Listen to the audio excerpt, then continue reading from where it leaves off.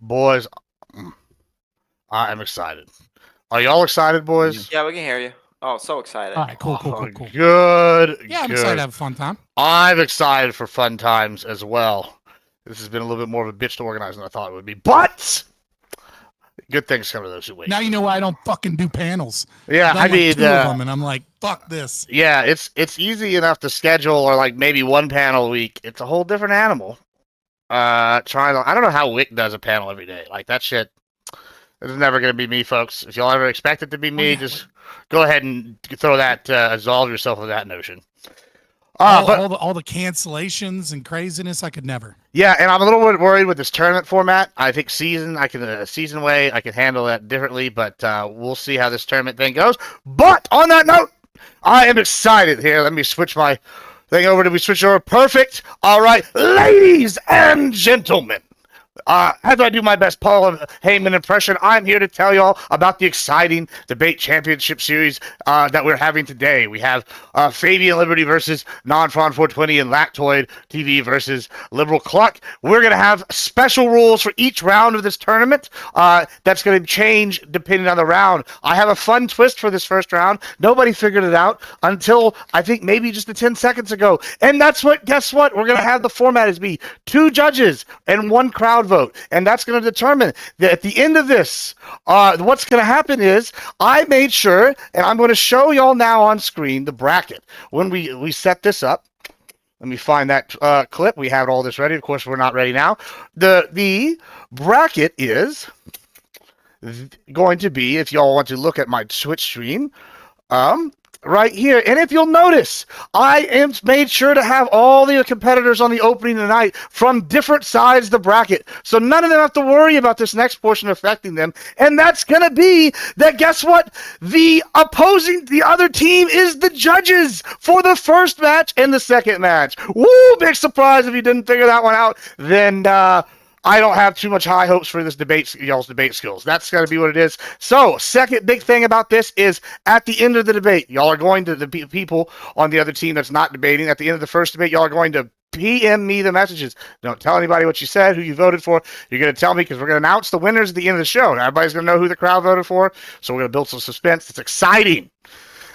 Opening statements, I know is asked on link. Keep it between like 5 and 7 minutes. Some of y'all can go long, whatever. We have about an hour. Closing statements, y'all will have about the same amount of time, so keep that in mind. Y'all have like 10 minutes, so it's about 20 minutes set time that y'all won't be able to debate. As for during the debate, it's going to be kind of free form. Let y'all go back and forth. Try to let the other person speak. Y'all can interrupt. However, I will moderate and ask some questions if I think it's fucking boring or we need to change something going forward. Don't be surprised if I'm like, God damn, this is terrible, and I ask some kind of wild out of the blue questions. Chat, y'all are also encouraged to send questions in.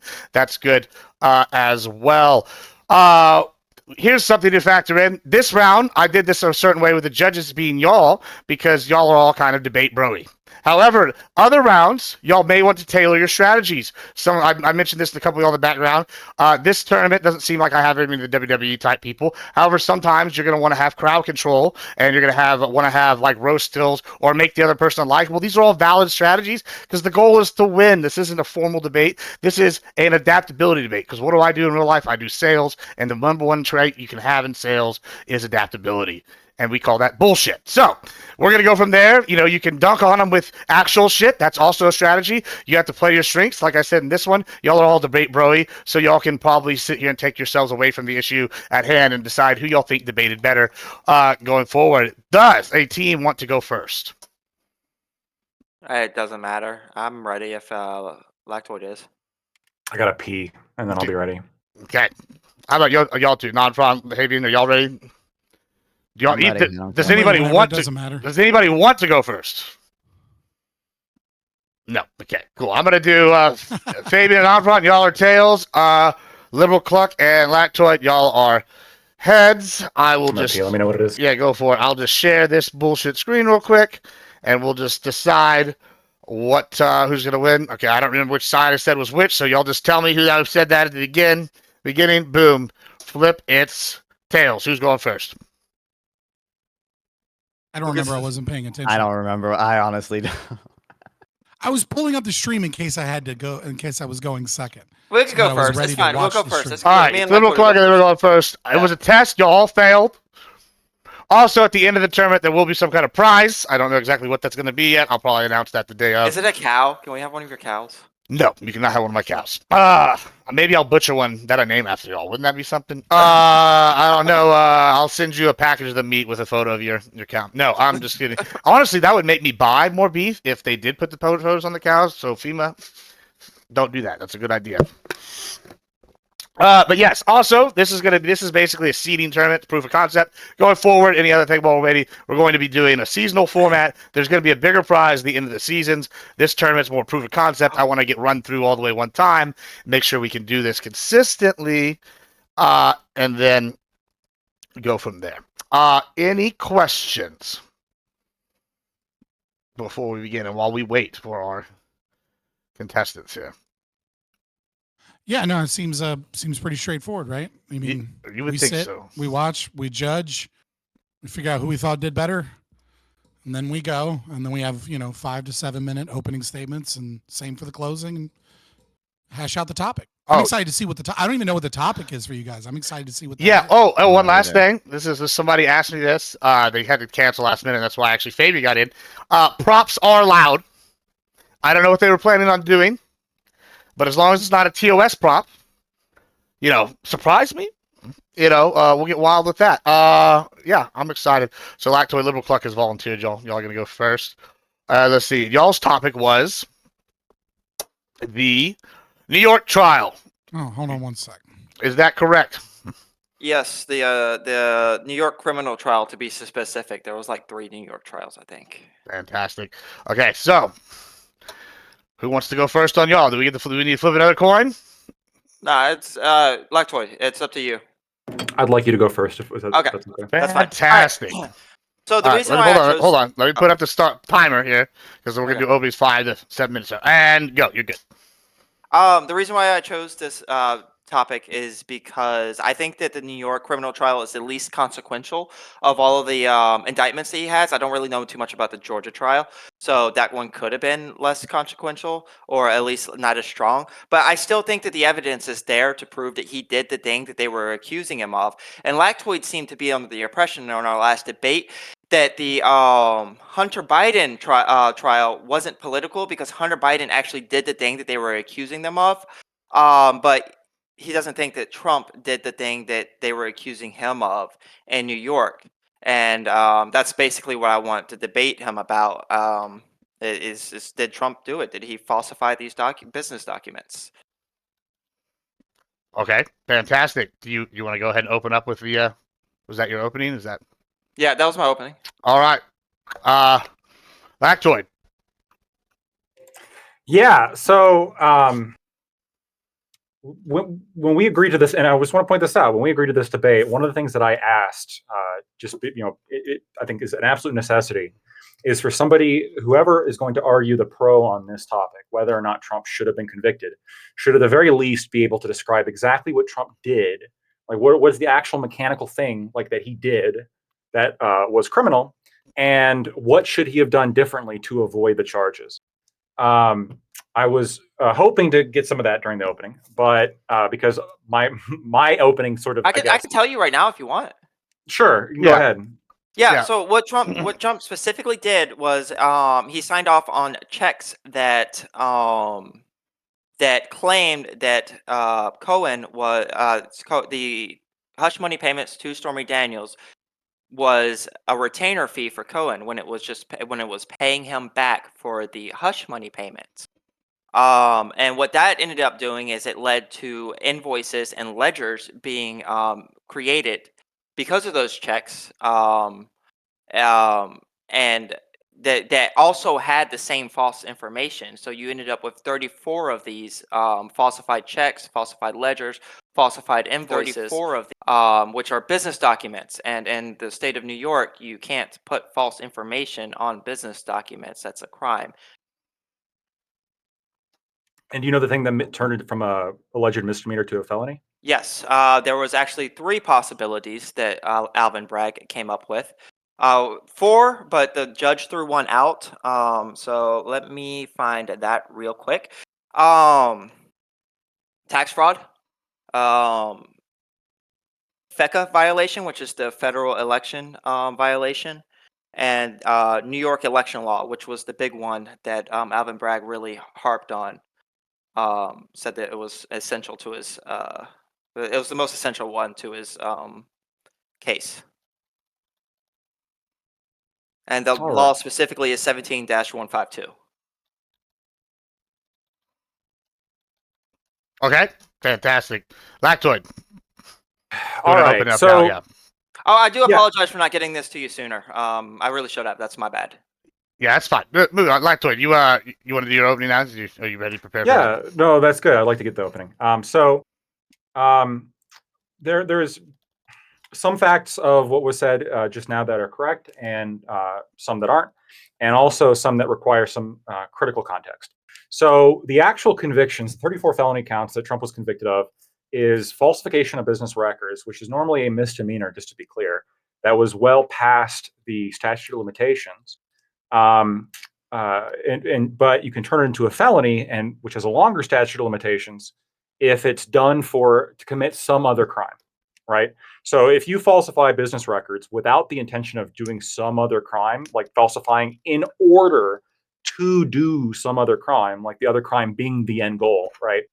If you don't do that, then it's just a misdemeanor. And there's no way that Bragg could have gone after Donald Trump for those for 34 misdemeanors because the statute of limitations had been long gone. So the theory was, well, actually, we're going to extend the statute of limitations by alleging that they're felonies. That way we can charge them.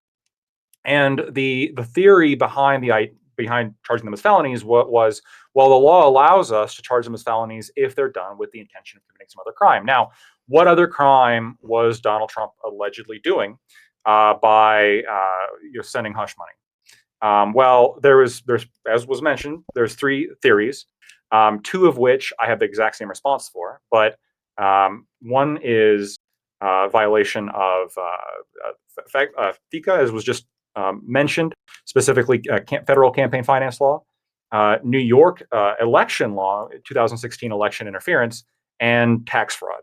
And when asked to specify which exact crime that Trump actually falsify business records in order to commit, Bragg said he didn't have to specify, and the judge agreed that you didn't actually have to specify which of the three alleged crimes that Donald Trump falsified the business records in order to commit. My allegation here is that all three of these utterly fail, and the reasons are pretty straightforward. So when Trump made the payments to Cohen, they were for legal expenses. Now, I'll tell you, legal expenses is a wide variety of things. Reimbursing somebody for legal expenses can be not only for legal defense work for the actual hourly rate, but it could also be for expenditures for a mediator, expenditures for some other third party, like a transcript. In order to order like a court transcript, there's all sorts of things that can be fall under legal services, and it's not abnormal for attorneys to front certain bills first. And so there's a couple assumptions we have to make here. We have to make the assumption that Donald Trump knew exactly what these payments for legal services were. Now, if he didn't know, then you obviously can't argue that he had the intent of falsifying this to commit further crimes. So the only, and by the way, it's unclear exactly if he knew for sure, but we have to obviously roll with the assumption that he did, and the jury obviously thought so. So if we're rolling with the assumption that he did, it means that Donald Trump knew exactly what these bills were for, and he intentionally gave Cohen money to pay for the hush money payments that were made to Stormy Daniels. The reason why it's not tax fraud, or the reason why the business transaction falsification wasn't done with the intent of tax fraud, is because he wound up paying more in taxes because of this. When you make payments to your lawyer, that income is taxable, and so if he just simply made it by himself, wouldn't be taxable. The idea that he did this with the intent to commit tax fraud just simply makes no sense and is incredible. When it comes to the federal finance violation and the New York election law, it's my allegation that the hush money payments were not done with the primary intent, the but-for intent as required by FICA standards, in order to influenced the election, the 2016 election. What's my evidence for this? Well, it turns out that Michael Cohen had been trying to silence Stormy Daniels for several years prior to 2016. In fact, in May of 2011, Donald Trump said that he wasn't going to run for president, so he stopped running for president.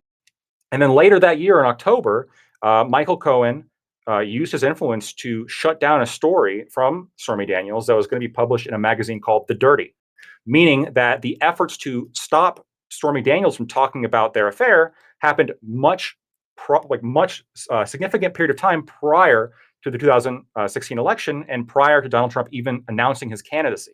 Why is Donald Trump interested in stopping somebody talking about their extramarital affair? Maybe because he's married and he doesn't want his wife finding out about the fact that he had an extramarital affair with Stormy Daniels, or it could affect his business prospects. There's plenty of reasons why somebody might not want to have their extramarital affair put out to the public, and it's perfectly, and especially if this is done before he's running for president, the most logical explanation is that was not intending.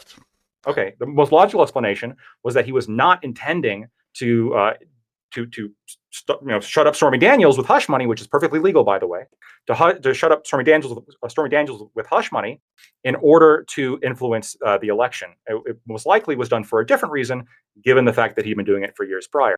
The but-for reasoning is essential for federal finance violations because, again, we have plenty of things you can do that are not in violation but could still help you run. For example, when Hillary Clinton was running for office in New York, she had to move to New York. So she bought a house in New York. She did not report this, obviously, as a federal finance donation, because you can't do that, and it'd be ridiculous if you were forced to do that, even though technically it's somewhat related to your campaign. There needs to be a but-for cause established. But for you running for president, would you have tried to silence Stormy Daniels? Well, we already know that Donald Trump was trying to silence Stormy Daniels before he was ever running. So obviously, the but-for fails. In order for Donald Trump to not be charged with these 34 felonies, what really the prosecutor is alleging is that Donald Trump should have used federal campaign money to pay off Stormy Daniels and reported it. That is what you have to believe as a jury to believe Alvin Bragg's case, which is that, yes, Donald Trump should have used campaign finance money, which is a ridiculous proposition for all the reasons I've said before. Both the judge, the jury, and the prosecution were biased for reasons we'll get into. All right, fantastic. With 15 seconds to spare, we now have a record for longest opening here that I'm sure Scott's going to break in the next round. All right, now I guess we're open.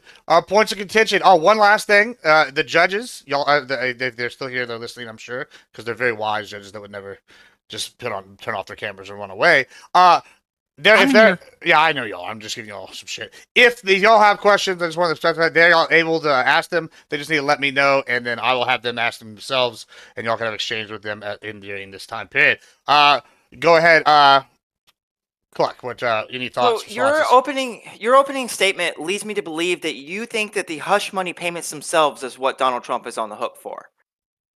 No, so. Well, technically, yes, because in order to establish the felonies, the business falsification needs to be in furtherance of a different crime. Yeah. So the question is, why did he falsify the documents? Not why did he pay the hush money? So again, why would he put that Michael Cohen that money was going to Michael Cohen for legal retainers when it was for hush money? I'm not exactly just legal expenses. I'm not exactly sure if that is a misrepresentation. Again, there's plenty of reasons why you might pay your lawyer, hey, legal services, kind of a general broad catch-all. But if we're rolling with the assumption that he intentionally mislabeled this as legal expenses instead of, hush money, the answer is very simple, which is that he didn't want to get caught having an extramarital affair. Okay. So your assumption is that Melania is like going through his business records to look for any type of hush money. Like, why would he put himself at legal jeopardy in order to hide the fact that he's having an extramarital affair? I think it's probably pretty clear that he didn't think that he would be in legal jeopardy because it's not illegal to pay hush money to cover up an affair. And not only could Melania have gone through his personal records or his business records, but also Stormy Daniels, who, again, going back many years, at least until 2011, had already demonstrated a habit of trying to leak this for money. And so she gets a check saying hush money on it. You think that that's not going to help her in discrediting Donald Trump? Well, if she was paid off, then she wouldn't be able to legally say anything Yeah, but she did. about the affair. Well, hold on. She got in trouble because she broke the NDA. She was under an NDA that she broke. I mean, this person was a loose cannon. She just ignored NDAs. Yeah, that would be possible. But the idea that like Donald Trump is falsifying his checks in order to stop Melania Trump, somebody that nobody has any proof of her going through any of this stuff, is kind of really reaching, in my opinion. I disagree. Especially since Michael Cohen went on the stand and said that this was because of the election. He testified to that. No, I understand. So Michael Cohen and Donald Trump had at that point had an incredibly tumultuous relationship. But the answer, and this is the answer that Michael Cohen never gave, if this was done in order to directly influence the election, why was Michael Cohen silencing Stormy Daniels' stories as early as 2011? It's possible that they had a different reason for trying to silence Stormy Daniels in 2011, but the outlook on the election, especially after the Hollywood Access Hollywood tapes came out, and they were freaking out about that. The idea that the election wasn't a part of the reason why they falsified these documents is just kind of ridiculous. It's got to be more than just a reason. It has to be a but for, which means that if Donald Trump was not running, would Donald Trump have had Michael Cohen try to silence that story? And the history would seem to demonstrate is even when he wasn't running for president, he had Michael Cohen try to silence that story because, again, he doesn't want his wife finding out. It makes perfect sense. You don't want your wife finding out. You don't want your business associates finding out. Again, assuming that this actually was intentionally mislabeled, it's very possible that Michael Cohen just said, "Hey, here's the bill," or perhaps he didn't even issue the payments themselves. He didn't organize the payments themselves. He did organize it. He testified. He tested. So no, well, he's on tape talking to Trump about it. So, what specifically does he say on tape? Because he doesn't specifically talk about those, like all 34 transactions. There's no way. Well, he's talking about how he's going to create the shell company in order to pay the money to right. Yeah. So so I've heard that phone call. There is a phone call. It's unclear what the time proximity is between this phone call and when the checks were made. But regardless, Michael Cohen's way of organizing this payment to Stormy Daniels is actually somewhat irrelevant to the charges themselves. If you want to go after Michael Cohen for creating shell companies, maybe in violation of certain tax codes, you can. Nothing on those tapes indicates that Donald Trump directed this to happen. Nothing indicates that Donald Trump knew it was illegal or that there was some kind of issue with it. Remember, Donald Trump is not a lawyer.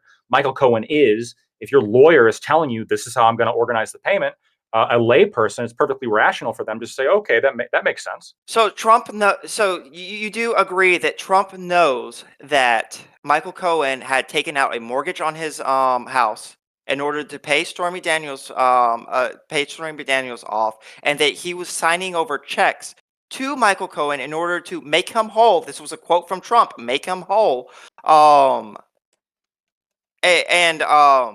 That was a repayment to him for Stormy Daniels and not a retainer. You agree that he knows all that, right? At least. No, hold on. When you think it's a little bit of a loaded term. When you say it's not a retainer, again, I think it's perfectly reasonable and doesn't necessarily indicate malintent to pay somebody for legal services, and that legal services covers things like legal bills, but also, hush money, quote unquote, NDA settlements. This is perfectly it's not irrational. Did Donald Trump have an idea that he was paying out money to have Stormy Daniels get hush money so she wouldn't talk about it? Yeah, I think so. If I was in the jury, what I'm asking is specifically the checks that he signed. The I think what was it, 9 checks that he signed that this was going to Michael Cohen for legal purposes, not to pay him back for hush money, but for legal purposes. I'm pretty sure it was for NDA settlements like hush money, as we say it. That's a legal purpose, right? You're paying somebody a legal settlement. You're saying, hey, I'm going to pay you this. In exchange, you're not going to talk about this. The only question here is, was this done Like, first of all, was it falsification, which I'm not even convinced about that.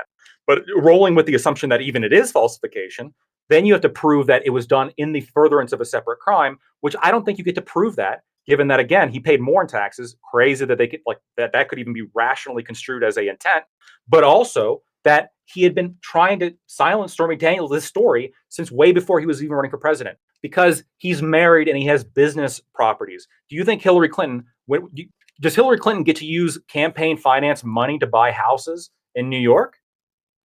Should she be required to do that? No. Just because she might run in New York. Let me right? jump in here. I got a question from the peanut gallery, right? And their question is the Lactoid here. So, what exactly do you think was wrong since the jury convicted him on 34 counts and all this whatnot? Where exactly did they go wrong in this case? Was it the judge instructions? Was it the jury's decision? What specifically was wrong? I know you talked about the but for, but the chat wants you to clarify how if there's no but for, how the jury and the judge could come to this conclusion. Yeah, I mean, so there is, I think, bias at every level here during this trial, right? So Alvin Bragg, he, as part of his election campaign, literally ran on getting Trump, right? He specified that. The judge had donated money to an anti-Trump cause prior to this, for which he was investigated. And the jury is from a pool of overwhelmingly anti-Trump voters. Trump is an incredibly divisive person, obviously. He has a history of being controversial and being incredibly disliked, especially among urban New Yorkers. And so, yeah, I think it's very possible that the jury just looked at all the evidence and decided, you know what, I'm going to ignore all this, history. And part of the issue too is, Trump is insisting that he never slept with Stormy Daniels, right? I think a big part of this is probably, again, because he doesn't want his wife to find out. Is he going to be as candid about whether or not he actually committed these crimes as I am? I don't think so. I don't know. He's probably going to be more hesitant to testify to I slept with her and paid her hush money. So what? What's illegal about that? Because he's kind of stuck in a position where he can't say that. But the question is not whether or not he can say that. The question is whether or not he committed 34 felonies that are only felonies because, hey, we couldn't get them on the misdemeanor, which I think is already a dubious proposition at best. And then we're going to turn them into felonies because we're going to allege that he committed a different crime, that he falsified with the intention of committing a different crime. And what's that? What's the crime? He should have used campaign finance. He should have reported that as a donation when he gave Stormy Daniels hush money. That's what they're arguing. They are saying that if I think you've got. Did you read the election law that they're accusing him of violating? I mean, not today, but I have read it. Yes, I did a deep dive into this back when I had a prior debate about this. I know one trust thing me, for bro, a fact. is source. Just trust me, bro. I know one Yeah. thing. I know one thing for a fact. Like the allegation of Bragg, in order to not have been charged with the felonies, at least according to two of the theories, was that Donald Trump should have logged the hush money payments to Stormy Daniels as campaign expenses. He should have made that public. That's what Alvin Bragg was saying that he should have done in order to avoid the felonies. Okay, That's ridiculous. Can I read these laws out real quick? Yeah, I mean, I'm a feel layman. free to, and feel free to rebuttal. Yeah, Lactoid's a lawyer, so maybe he knows something about this. I don't, but it says a person is. This is the I think they call it the object crime. It's the overall crime, the falsifying of the business records. A person is guilty of falsifying business records in the first degree when he commits the crime of falsifying business records in the second degree, and when his attempts to defraud includes an intent to commit another crime and aid or to aid or conceal the commission thereof. So, this isn't even I don't know. Maybe there's some reading in the word intent that means that it has to be a but for, but that's not the way I read that law. It just says that if you falsify You're business confused. You're record, confused. I can clarify right now. When you're saying so, the intent is specifically to commit the other crime. The other crime, the allegation is campaign finance crime. And what makes campaign finance crime a crime, according to FICA standards, is if you're, but for you running, this expense would have never been logged. So, this law says it includes the intent. It doesn't say that you have to have that as the sole intent. No, you have to commit the falsification of business records if you do the falsification of business records with the intent of doing another crime. It includes the intent to so. No, it has to be. You have to do it with the intent. With his intent to defraud includes an intent intent to commit another crime. So even if like you're falsifying these business records and this other crime that you're going to be using these falsified business records isn't the sole reason why you're falsifying these business records, this still can count. No. But in order for that other thing to be a crime, according to FICA standards, the falsification or the violation of campaign finance, this is a but-for standard. So you're mixing up. We're not talking about FICA. We're talking about the New York statute because that he was indicted under. Look here. In order for this to even be a crime, the federal campaign finance laws, in order for that to even be a crime, you have to establish the but-for. Okay, you have to report it if you only would have paid for this, or you would have not paid for this, but for you running, right? And if you are running, and because you are running, you're paying for this, and you don't report it as a donation, then you run afoul of federal finance laws. Okay, have we established that yet? But listen, I'm not even talking about the federal laws. Oh, I got. Then hold on. Wait. If you're not even talking about the federal laws, then when it says falsifies the business records to commit another crime with the intent of committing another crime, what is that other crime? The New York election laws.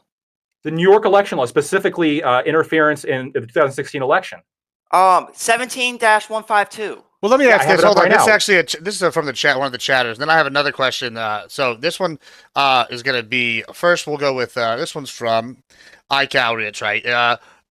If Trump's team considered ceasing payments after the election, doesn't that satisfy the but-for standard? Say it one more time. If Trump's team considers ceasing payments after the election, doesn't that satisfy the but-for standard? If Trump's team considers ceasing payments after the election. Yes. Wouldn't that satisfy the but-for standard? Not necessarily. It would depend if other things were happening prior to this, such as Stormy Daniels violating her NDA. All right. So perfect. That leads. I'm gonna let you answer this as well, Libercluck. That question, but also I have a second question. This is from I think Fabian's chat here.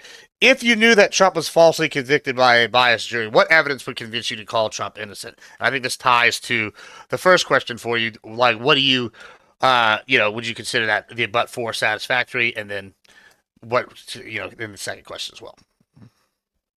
Regardless of whether the jury biases, the fact that he signed those checks and that led to the falsifying of false business records to be maintained by the Trump organization, and he signed those checks, there would have to be some sort of proof that the election wasn't a part of the reason why he signed those checks for me to think maybe he might be innocent. And I would have to just look into the other two underlying crimes that Alvin Bragg came up with to see if that was if there's anything to that. And then I would say that he's innocent of the felony, but he's still definitely guilty of the misdemeanor. If he's innocent, if he's innocent of the felony, you can't go. The statute of limitations had come up on that, but I don't even you would have to. There'd have to be some kind of proof that the election wasn't his concern when he wasn't concerned about the election when he was signing when he was falsifying those checks. So let me ask you a question. In 2011, in May he dropped out, and then in October of 2011, Cohen silenced Stormy Daniels' story by threatening to sue the magazine The Dirty. Why did Trump and Michael Cohen try to silence Stormy Daniels in October of 2011? There's probably plenty of reasons why he tried to silence Stormy Daniels in 2011. What I'm saying is that when he tried to silence Stormy Daniels in 2015, the election was a part of the reason. Hold on. So you're saying that there are reasons for why they tried to silence Stormy Daniels in 2011. Yes. Were those reasons still present prior to the 2016 election? Probably, yeah. It could have been. Yeah, it's possible. Okay. It's definitely possible. Sure. What evidence do you have that all of a sudden the behavior of Donald Trump would have changed between 2011 and 2015-16, absent the election? Do you have any kind of basis to say that Donald Trump would have acted differently than he had been acting before? I don't know. Would he have falsified records back then? Possibly, yeah. So we don't. Okay, but the law. So we don't know that it was specifically to violate finance law. Federal election campaign finance law. Hold on. None of these laws say that there can't be other reasons. When you say it can't be other reasons, what are you talking about? Like you're saying, well, because he had other reasons where he could have done his actions, then the election doesn't have anything to do with it. Hold on. So this is why the but-for standard is so important. If I take a shower and then I go to like campaign, should I be forced to log my water bill as a campaign expense? No, because there's all sorts of reasons why I shower. And I'm going to shower regardless of whether or not I'm running. So I can't say, but for the election, I wouldn't shower. The question here is, if Donald Trump wasn't running for president, would he still have paid off Stormy Daniels? And the only evidence we have of Donald Trump potentially doing this would be that he has done it in the past when he wasn't running for president.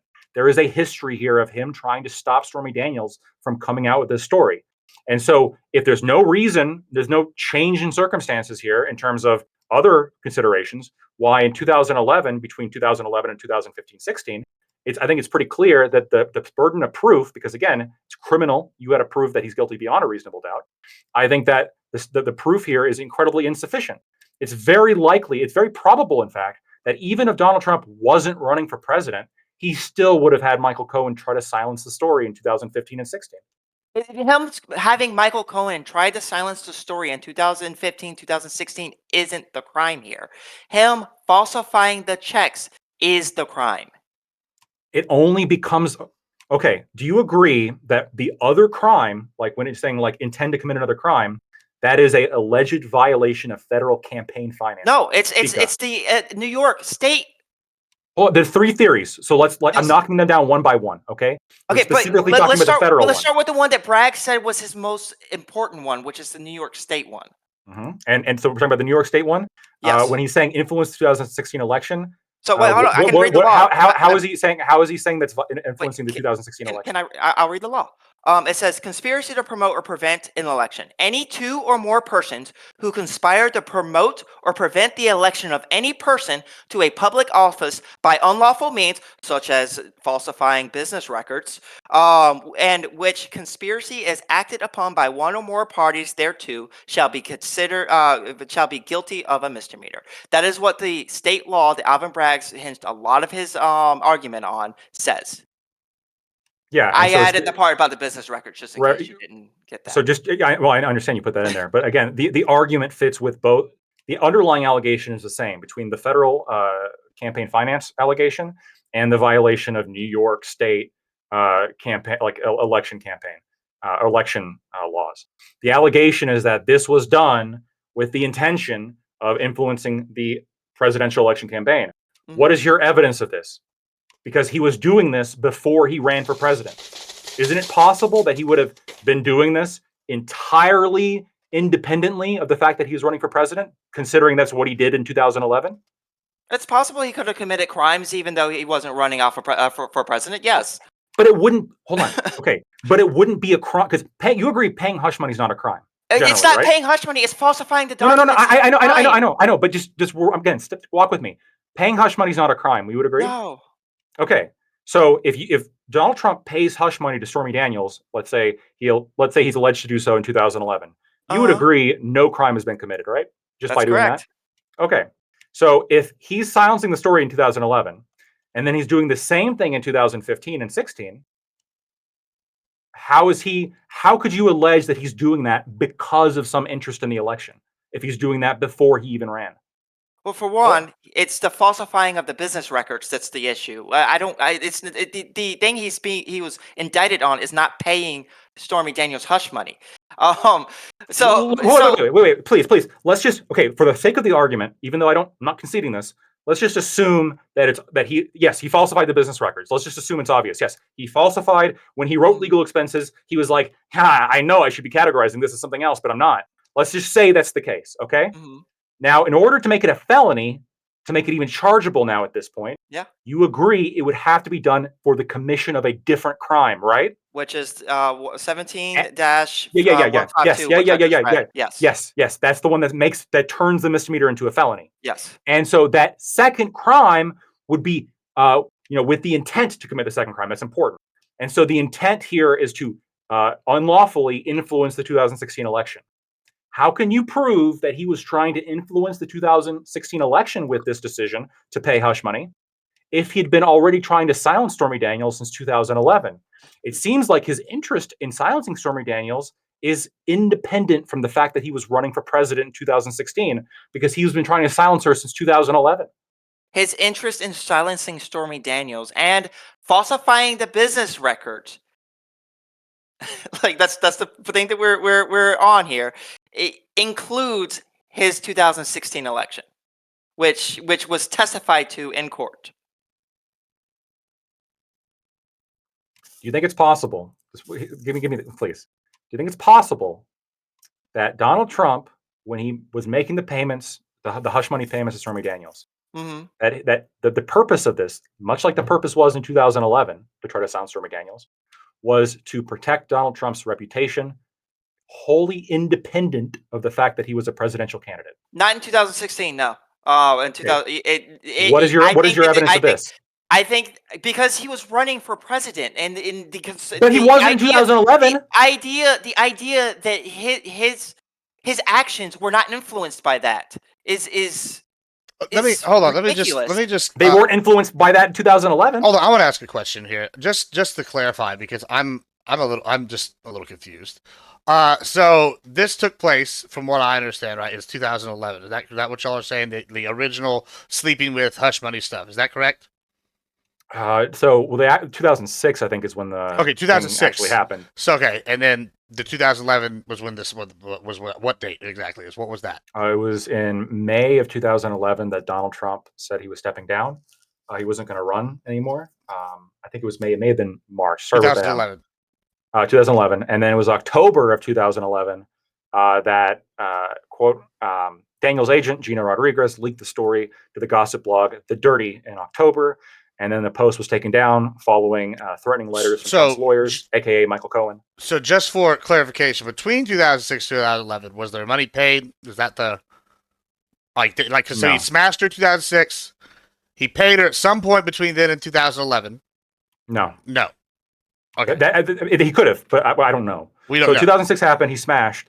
Then in 2011, the story's going to get leaked to a gossip blog. And then Trump directs his lawyers, and by the way, this is after he is no longer running for president in 2011. So, and then he directs his attorney, Michael Cohen, his lawyers, to basically go after The Dirty and stop them from publishing the story. All right. I'm about to ask you a quick question. And either one, it's about to go to you. This because I'm trying to clarify for something for the audience. So, I guess my question is, right? So, if you agree to those facts, and you can dispute them whenever it comes to you, or if it seems to be like if he was sleeping with someone in 2006 and between then and 2011 there was an NDA assigned or something along those lines and possibly payments made or whatever, and then she's going to leak it, would you disagree? Do you think that he's worried about this in 2006 because he thinks he's going to run for president then, or like all of this was like, what's your argument then? Are you arguing that he was planning for presidential run since 2006 and he didn't want to hide this, or like what? I just to clarify. I don't think that's irrelevant, because the election it seems pretty obvious, and by the testimony and the jury agreed that he was worried about the election when he made these decisions. When he did these things, the election was at least a factor. Now, his wife, his reputation, his businesses could have also been factors, and they were still factors back then. I do have a question for Lactoid. Did he, in 2011, falsify business records in order to cover up the Stormy Daniels story? No, not that I'm aware of. Okay, so there's your evidence that he made a different action, which was falsifying the business records, which is what he's actually was indicted for in 2016 when he was running for president. The only thing that changed is that he's running for president, and he didn't do that in 2011. That's why it's important for me to keep you focused on the fact that he falsified business records, because that's what he's actually being indicted for, and not the fact that he made hush money payments, because that's not what he's being indicted for. I'm having difficulty because I thought I made this clear. I understand that he was charged with falsification of business records. You don't have to keep saying it. I understand. Yes, 34 felonies, all falsification of business records that were felonies. The question is, what turns it from a misdemeanor, which can't be charged, to a felony? Well, the allegation is that, well, what turns it into a felony is that it's done specifically to like with the intent. Like that means that Donald Trump like actually had the intent to commit a different crime. Yes, And so did he have, when he was doing this? Did he intended to promote his presidential campaign by falsifying business records. I know you're saying that he intended to promote his campaign. How did he intend to use this to promote his campaign? By having an extra layer to cover up the fact that he made hush money payments to a porn star. How does that promote his campaign? Because the story doesn't get out, and it's harder to track down because it looks like he's paying Michael Cohen a lawyer's fees instead of hush money payments. So hold on. How is this done specifically to promote his campaign? Are you saying that like, hey, like I don't want to admit that I'm a cheater, and like not admitting you're cheating, you're doing this to promote your campaign? You're promoting a good character. Yes, absolutely. You're hiding something bad you did in order to get yourself elected. Gotcha. And if you're hiding something bad that you did, that you've been hiding since 2011, which you had no intention of running at that point. Okay, go ahead. Go ahead with your point. Yeah. If you're hiding something in 2011 when you're not running, right? Oh, you've obviously got this reason for hiding this, right? Does this like, you're saying that the idea that he would do the exact same thing and he was doing the exact same thing in 2015, you're saying this is just he didn't do the again, exact same thing. In a light. Wait. The exact same thing when it comes to whether or not it's political. The only question, leave aside the fact that he falsified business records for just a second. That's the whole indictment. But I know. Leave the whole indictment aside then for just a second. But that's what we're talking about. Yes. Leave it aside for just 1 second with me, please. Okay. I'm trying to establish here. Did he do this? Like, because the only question is, got to prove this beyond a reasonable doubt, right? This is in the light most favorable to Trump. Is it possible, in a light most favorable to Trump, that he did this with the intention of, shutting up Stormy Daniels for personal reasons, like he did in 2011? I think that he did it for personal reasons, including the election. No, I do not think it's. I think. Hold on. Let me ask you this. Could you like the assign? Election was a motivator here. So let me ask you this then, because like that seems to be kind of like the Lactoid's reasonable doubt thing. If you think it's just like one of things, like what percentage do you assign to that? And if so, why does that even matter? Because if it's like 50%, then I don't think that feels reasonable doubt. I mean, I could be wrong, but if it's like 100%, you think it was just the election? What do you like realistic one? What do you think? I 100% think that the election was included in his reasoning. There could have been other reasons also on top of the election, but all you need for the in 2011. No, 2016. Oh, okay.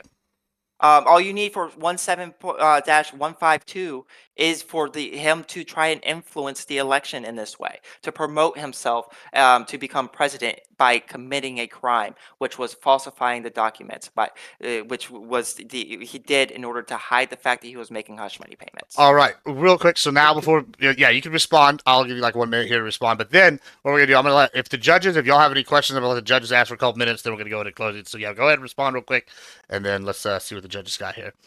Yeah. So just to be clear, it's not, the standard is not the idea of like, hey, he's doing the exact same that he did before, and he would have done the exact same that he did before, but here is some other new potential small percentage possibility that he's considering. That's not the standard. Again, the FICA standard is a but for. We're not talking about FICA. We're talking about the state law. Hey, let me finish. Jesus Christ. When it comes to the state law, again, it is not this happens to be one minor factor. Hillary Clinton, prior to this, bought a house in New York with the intention of running in that area, and she had to live there in that area. Her campaign had started before she bought the house to run in this area. Is it possible that at some tiny percentage of the reason why she bought the house to run in this area has to do with the fact that she is running for office in that area? Sure, but Hillary Clinton didn't commit a crime when buying the house. No, but she would have ran afoul of federal campaign finance laws by buying the house, or not federal finance laws. She would have run afoul of this specific of the New York law if she had done so by violating FICA laws, which she would have done if your standard is correct. All right, fantastic. All right, judges, let's start with Fabian. You got any questions for for our two of them? Yeah. So, it seems to be that we're kind of running and looping in this debate on circles on this concept of but for. And so my question is to Lactoid as well as Libercluck, right? I think both of you would admit that the likelihood of this coming out in the election is probably at least in part of the motivation, or at the very least a good reason to engage in the behavior that he did. Correct? So that's the first part. Would you both agree to that? That it's a good reason at the very least to try and hide a potential scandal in the midst of a political election. Sure. Yeah, I 100% think that was a part of the big part of the reason. Okay. Well, you think it's the majority reason, right? Yeah, so probably. When we're discussing the concept of but for, right, the natural follow-up here is if he wasn't electing, if he wasn't in the midst of an election, would this have occurred? And it seems like Lactoid is trying to establish that this would have occurred because he did it in the past. Do you, Libercluck, do you believe that if Donald Trump wasn't running for election, but Stormy Daniels was about to expose again the fact that he was cheating on his wife, that he would have spent some form of hush money and then potentially just said, oh, these are legal fees, so that his wife and media and journalists and all these other people don't find out about it, and that there isn't a paper I trail? don't think he would have falsified the documents because he didn't do that in the past. We don't have any reason to believe that he would have done it in 2016, but for the election. Do we have the check that was signed in 2011? Yes, we do. And no, and it 2011, says- I don't know. And it says this is Stormy Daniels' hush money, or does that Oh, check also? I don't know, but it wouldn't be my responsibility to provide that because that's not a part of my argument. I mean, if you were arguing the case, it would be. But fair enough. I'm just you saying that he didn't do that, so it is part of your argument because your argument states he did not do that in 2011. Lactoid said but you that he don't doesn't know. believe he did that. Like that was what my opponent said. I believe he said that he doesn't believe he falsified business records, which he so also doesn't believe about 2016. So just I'm not trying to be an asshole, right? Like, Listen, if- be if an asshole. for whatever reason- You're use asking that questions, yeah. if we got the check from 2011, right, hmm and it said lawyers' fees, would you be like, fuck it, he's innocent, or not? I would say that the but for argument would hold more water than it Fair does right enough. now. That's my question. Fair enough. Okay. Non-fun 420. Go ahead, Paul. Yeah, I guess. So do we need to, in order for there to be a criminal conviction, do we need to prove the but for intent beyond a reasonable doubt? It doesn't. By the way, the laws will work.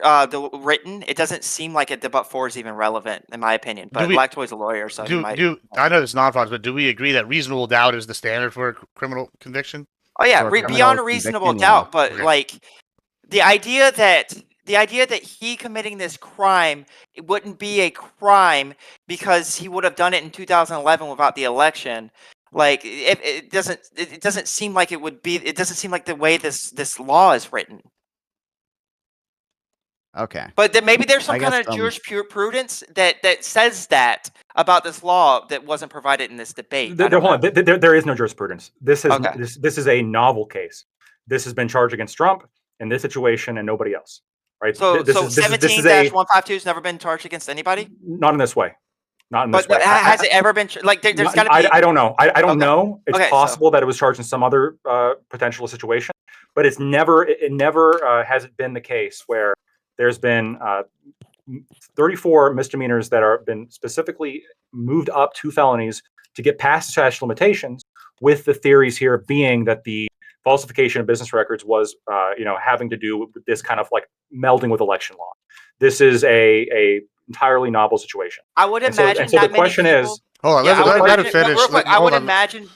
Let- the can I say question, Hold on, let him finish. hold and on, then I'm go in ahead. the middle sentence, and then you can say something. Okay. Again, like I hate to feel like I'm looping here a little bit, right? But the point that I'm trying to like really hammer home here is that but for is critical to establish any kind of campaign, any kind of actual felony here, because otherwise you fall into like complete absurdity, right? Can you imagine if, let's say, Donald Trump writes a check to his water company when he took a shower before he went out on stage? Did he and the bill and it doesn't specify, the check doesn't specify, it just says like to water company. It doesn't specify what the check is for. And the water company cashes the check. Did he falsify that business record in order to influence the election by making sure that he was scrubbed clean and looked good and looked fresh for the cameras? There is something important to point out here is that these weren't just like personal checks from Donald Trump's. The falsified records were a part of the Trump organization. They were So, not part of the campaign. It was a part of the Trump. That's why it's a business, a falsifying of business records. It's not his personal records. Okay, you can alter my hypothetical slightly. Let's say the Trump organization paid a water paid bill for that his Trump water used. bill. Yeah, which by the way, Jump Trump back in there organization, real which quick. Trump owns. Non-fraud. Does this answer your question, or do you have you can go if you have another one. Feel free to jump on that.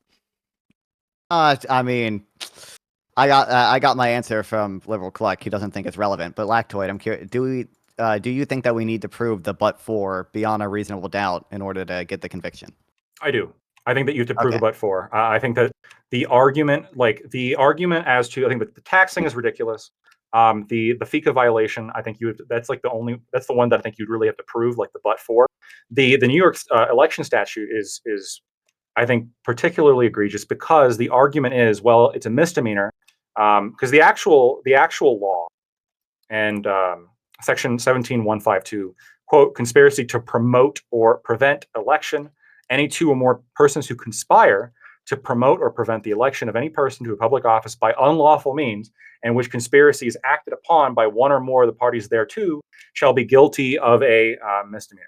And so you got to prove, in order to establish this, you have to prove that they were conspiring to alter the election through unlawful means, or to promote the election through unlawful means.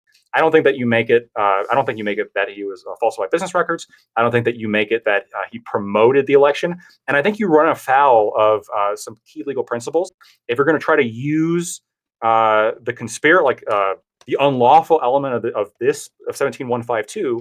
If you're going to try to wrap in the falsification of business records as the unlawful means, you're essentially turning a misdemeanor into a felony by a predicate of that requires the misdemeanor to begin with. It doesn't make any sense, right? Well, it does because you can charge this as a felony in almost every single situation. Then you could theoretically falsify business records and not have it be. Non-fraud. Did you want to say something else in there before we can move on? All I said was okay. You can move on. Okay, perfect. All right, I would like to give one more question, non-fraud, but unfortunately, we're going to run out of time. So what we're going to do is we're going to do closings. We're going to do the inverse order we did last time. I believe Cluck started. Is that correct? Yeah. And then, Lactoid, you'll start. I'm going to give you, I was going to give you more time, but you're going to get 3 minutes is what you're going to get to go. And at 3 minutes, I'm cutting you off, whoever's still going. So feel free and starting now. I'll give you this will be 30 seconds. All right. So you'll need that. Yeah. So I'll start it now, but this will be 1 minute. 30 seconds, and then I'll just count you down at 10. Okay. Go ahead and cut me off if I go over. It's fine. So I don't think that falsification of business records has been proven. Again, it's perfectly rational and natural that when you have an attorney, hey, I'm paying you for legal expenses. I don't think that the requisite proof has been provided that this was actually intended to hide something in any kind of illegal way. I think it's probably the case that he was saying, "Hey, don't specify exactly what it was for. I don't want my wife finding out. I don't want other people finding out about that." But that's perfectly reasonable. When you write a check to lawyers for legal expenses, they don't necessarily have to specify in that check all the different things that they charge for: writing motion, deposition transcript, et cetera, et cetera. Oftentimes, it's just simply a check for legal expenses. That's perfectly natural and perfectly rational. I don't think that you've established an intent that this was done with any intent to falsify. And even if you could somehow prove that this was the case, I think that this would be a misdemeanor with the statute of limitations already passed. And so the only way to bring back the statute of limitations, sort of bring the case back to life, is through turning them to felonies. And the three theories presented by Bragg, I think, fall on their face independently. The tax issue wasn't even talked about. I think that was relatively conceded. He paid more in taxes. There's no real reason why you would want to conspire. It would make sense to intend to commit tax fraud to pay more taxes. Definitely not beyond a reasonable doubt. When it comes to violation of FICA, the arguments can be the same thing as when it comes to the New York law. I don't think there's actually evidence here that this was done with the intention of altering the campaign. I think this was done very much along the same lines as he did before in 2011. If he didn't do this in 2011 and he had just let Stormy Daniels do whatever right up until his election, maybe you could argue at that point that this was done for a specific electoral purpose. But I think the smoking gun here is the fact that before he was running, this had nothing to do with his campaign whatsoever. Yeah, 1 minute. Michael Cohen and his lawyers were going after Stormy Daniels to try to silence the fact that she was talking about an extramarital affair that Donald Trump had. Plenty of reasons why somebody might want to not have an extramarital affair come out, especially if they're married and if they have a bunch of business dealings. The New York election law, I think that you have a contradiction in law if you're using this to turn a misdemeanor into a felony by appealing to the misdemeanor itself. And I also think that if you're going to say it's due to some other unlawful purpose as specified in 1715, you have to prove FICA and you have to prove the tax fraud, neither of which I think you'll be able to do. This was because of a biased judge, prosecutor, and jury. I think that Donald Trump is not guilty of 34 felonies, and I would have voted against his conviction if I was part of that jury. Right, fantastic. All right, we just reset this, and Cluck, you got the last statement here, and then we'll have some judging, and I'll tell you how the judges work. All right, fantastic. Go ahead.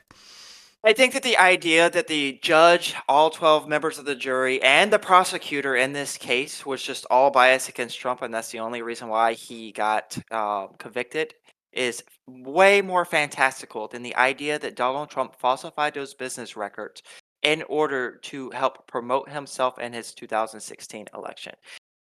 Lactoid said that the smoking gun is that he didn't is that he tried to pay hush money to Stormy Daniels in 2011. Therefore, there's no but for with the 17-52, the New York election law.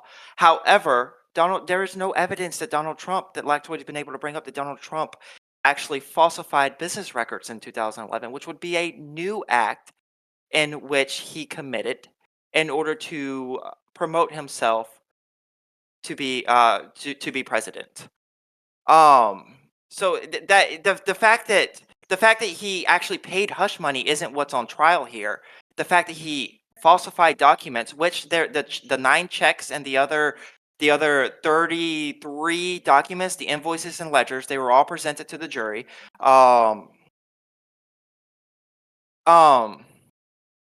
Goodness gracious.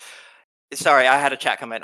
Yeah, so he says that but falsifying business records was not proven. The checks have his signature on it. Not all of them do, but they have his signature on them with the falsified reason for paying Michael Cohen. It just seems so cut and dry to me. I'm not it's pretty obvious that Trump signed those checks. It's pretty obvious that he put the wrong reasoning on those checks, and it's pretty obvious that he did so in order to hide the fact that he slept with Stormy Daniels and paid her hush money before the election so that he has a better chance of winning the presidency. That's all I got. You don't have to end there. You still got 1 minute. No, it's fine. All right, perfect. Chat. So here's what we're doing. I'm gonna put the voting up. Chat. Y'all vote on who let's see if I get it. Who won? Real simple there. The judges in here. All right, y'all DM me each who y'all think won, and then we'll announce at the end of the show. And we're about to switch here to the other debate, which is going to be: is healthcare a human right? With our boys. Thank you, Lactoid TV, and thank you, Libercluck, for being the very first one. Maybe in many years, when we're all rich and famous, y'all will be able to look back on this day and say y'all were the first ones in the inaugural tournament with pride. Or we can laugh at you. I don't know. We'll see. Always got to be a first winner and loser. So anyway, moving on. Thank you all so much for being here. Shout out y'all's channels while we wait before we switch over. Tell us what you are, what you do. Yeah, I'm Libercluck on Kick and YouTube. Lactoid, thank you so much for debating me. It was fun. Yeah. No, thank you for talking. I'm Lactoid TV. You can find me on Twitch, Twitter, and YouTube. All right, fantastic. All right, boys, y'all ready to judge? I'm excited to hear. Y'all, as like before, y'all be thinking of questions. If y'all can chat, if y'all have questions, send them in. I try to get them in if I think they're good, unless they were answered or something. Sometimes that happens too. Perfect. So thank y'all so much. Once again, we'll announce the winners at the end. Y'all too, get ready to judge now. If y'all want to turn off your cams, that'd be fantastic. Or you can stay in here. I don't really give a shit. And look menacing to people. That's always good. Stare them in the eyes. Let them know that you're judging them. Either one's fine with me. All right, fantastic. Who wants to start here? Do we want to do a coin flip? It doesn't matter to me because I wrote an opening statement because you 'cause Yes, that's what you yes. should do. Mhm. So if non-fun, did you write an opening statement? Because if not, it might be I wrote easier for a. you. Yeah, I did write one. It's, Oh, perfect. probably Okay, well, shorter then than we'll do yours. Then coin we're just flip. gonna do coin flip. Fabian, you're gonna be tails. Oh, I just had a voice crack. Woo! And then non-fun, you're gonna be heads. All right. So somebody remember what I just said because I'm sure my ADHD will make it forget. It's tails. So Fabian, you're going first here. Wow, I didn't forget. I'm proud of myself. Much better than the first time we did this. All right, go ahead. All right, let You me got just make sure. between 5 to 7 minutes would be the optimum. If you go over 7, I'm cutting you off. All right, fair enough. Healthcare is not a human right. To claim so is a claim that contradictions are true, as healthcare requires the labor and resources of other people, and if it is indeed a right, it is a right or entitlement that infringes upon the liberty of others, or a positive right. Positive rights are not a freedom or liberty, but instead imposed upon others with violence. In other words, for healthcare to be a quote right, you must deny the right of bodily autonomy, property rights, freedom of association, and for individuals to negotiate wages and prices for their skills, labor, and property. If healthcare and positive rights are to be justified, one must claim that men do not have liberty to act according to their own volition and may be forced into slavery for the greater good. Thus, the claim that healthcare is a human right is a claim that might makes right and is a contradiction with human rights. If enough people collectively decide that you have too much money, they can steal it at any point of a gun, and then turn those same guns on hospitals, doctors, nurses, and more to force them into servicing those that they do not wish to treat, force them to cut costs, force them to divest in research, and force them to set their prices. The concept that healthcare is a human right is not based on logic or inalienable rights. Rather, it is based on using violence for presumed outcomes. It is consequentialist nonsense that attempts to run from the fact that their position is that the power of politicians and guns make what is right and wrong. But the devil is in the details, and the devil deserves his due. Most people can agree that healthcare is expensive, that many lose in the game of life, unable to afford basic care they need to thrive. How ought we deal with this reality? At first, a small tax increase to subsidize care, or better yet, doing away with the capitalistic healthcare system that preys on those without the funds to fight insurance claims, and that uses a profit model on a good that is essentially infinitely elastic, is a good idea. After all, it's not like you can shop around for the cheapest surgeon with the best Google reviews to remove a bullet from your lung.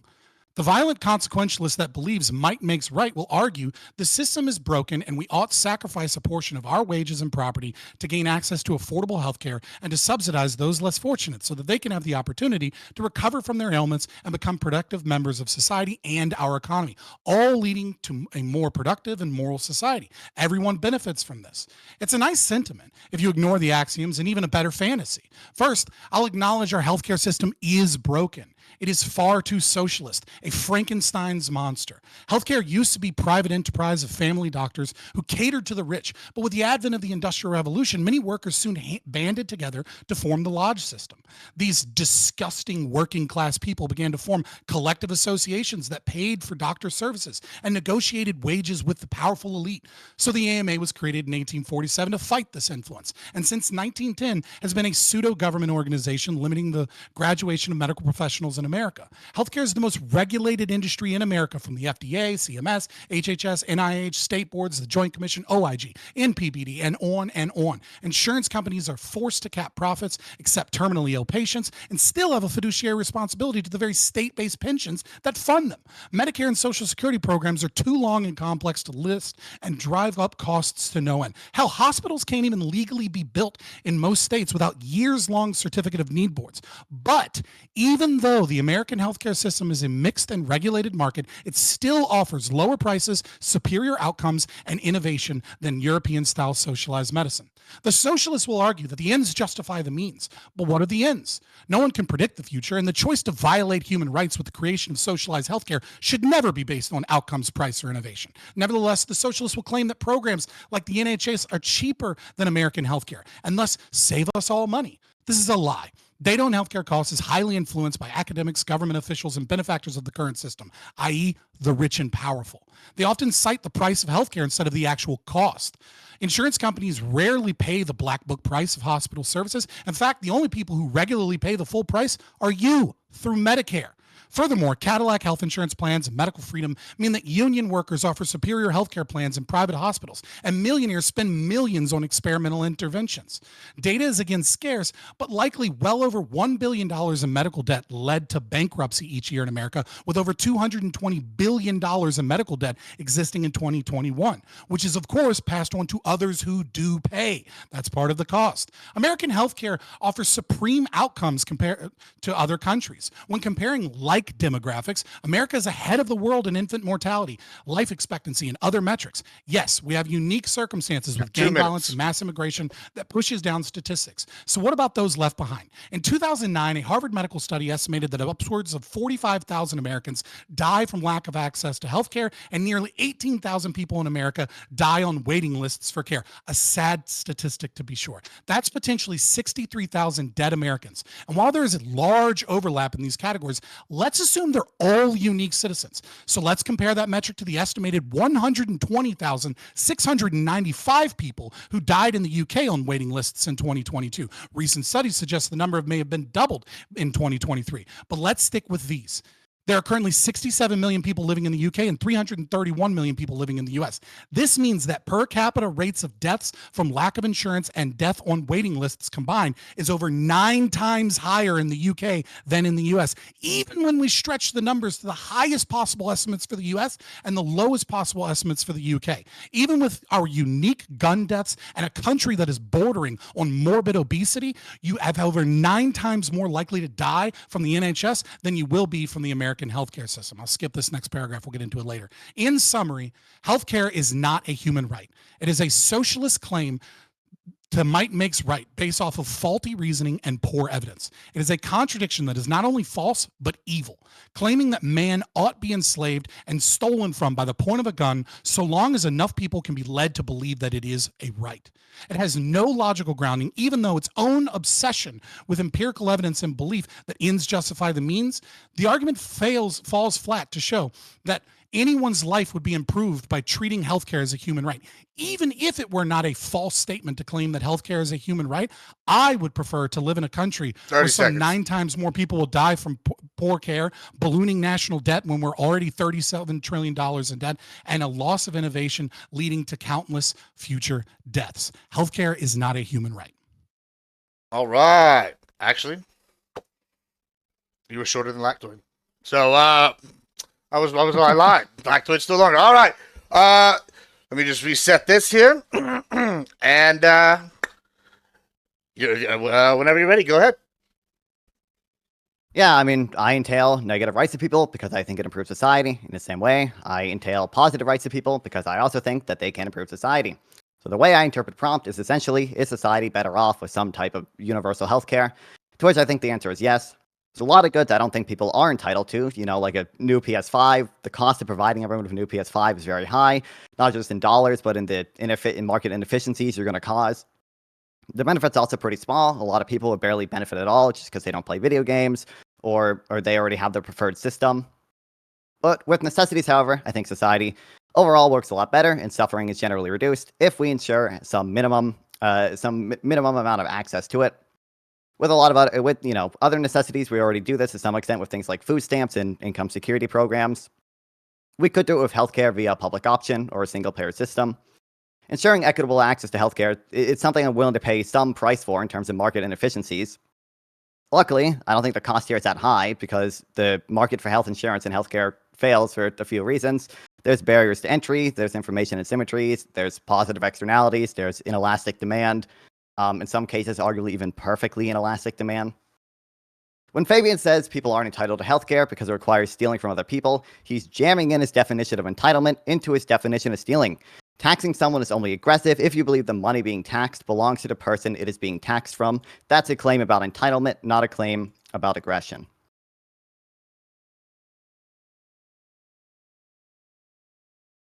Fantastic. Is that it? Done. Okay, perfect. All right. Yeah. I just got me there. All right, cool. Let's open it up. Y'all can go at it.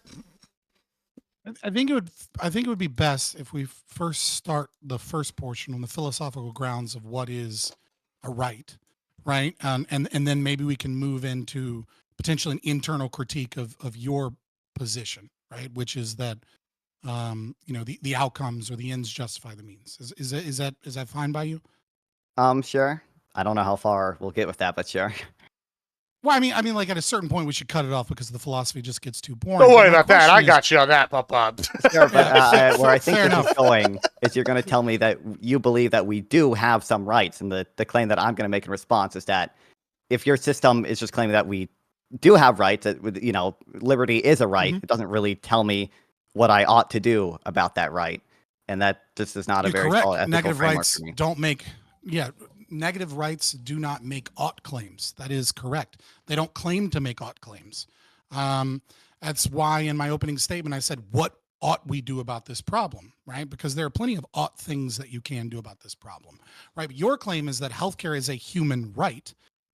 So and then your definition of a right is an entitlement, I presume, an entitlement. Like, where does that entitlement come from? Is a utilitarian calculus? Like, how are you calling something a right whilst denying the existence of rights? At least in my Well, I deny framework the and how they're existence of right. traditionally defined. I said in my opening, I deny the existence of rights, like as an intrinsic thing that just exists. But with a utilitarian moral framework, I think there are norms that we can establish that make society overall better off. Some of that is negative rights. Some of that also is positive rights, like a right to education or a right to healthcare. An ethical norm is not a right. Okay, well, if you don't want to call those it, are two different things. So you agree with me that healthcare isn't a human right because you don't have a concept of rights based off of the definition. Like, can we just well, like, you're wrap it up defining and rights say, in I won the your debate own there, way, and we're having a different discussion? I don't see why rights necessarily have to be something that's like intrinsically true. I think rights can just as easily be something provided to people by a state or by a constitution.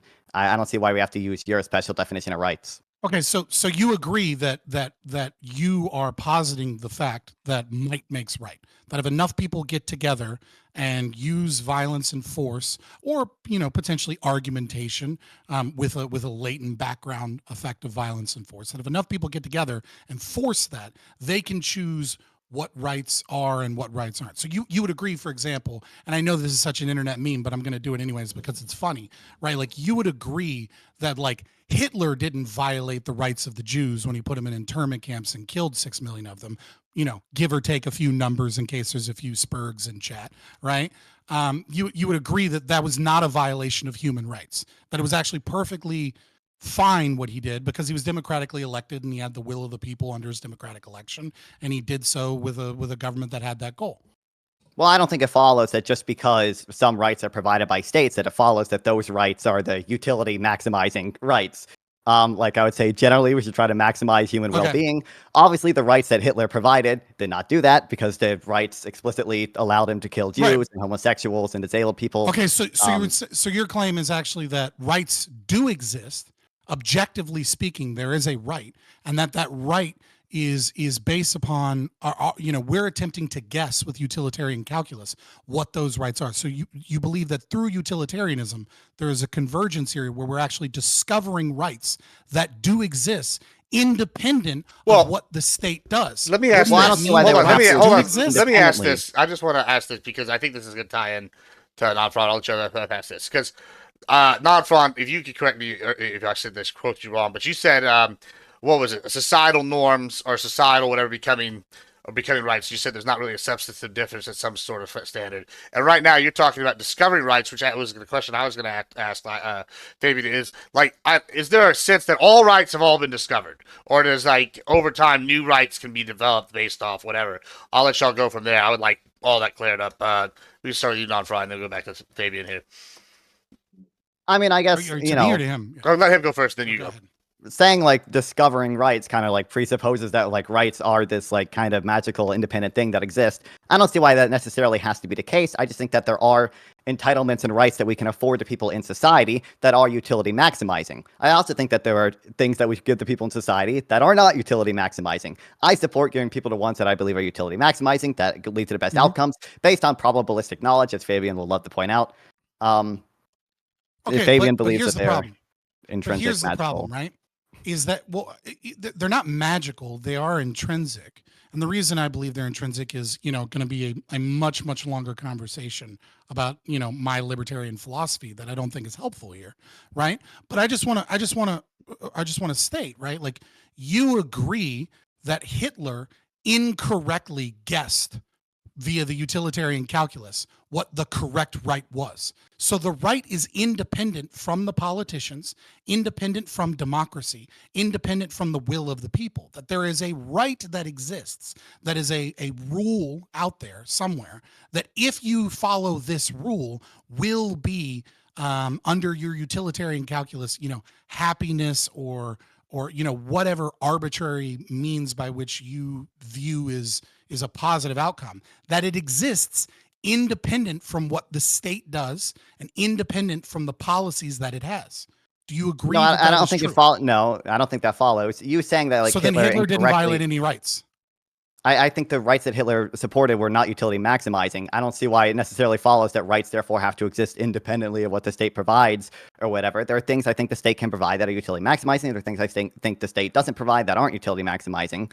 It just doesn't follow. You saying that like Hitler incorrectly guessed what the correct rights were equates to me for just saying like Hitler did something immoral, and like I agree, buddy. Okay, Good so, job. So by your definition, by your framing of this, right? You're saying Hitler didn't use the right rights. He didn't give the right rights that would have He been did not give utility utility maximizing. maximizing rights. Yes.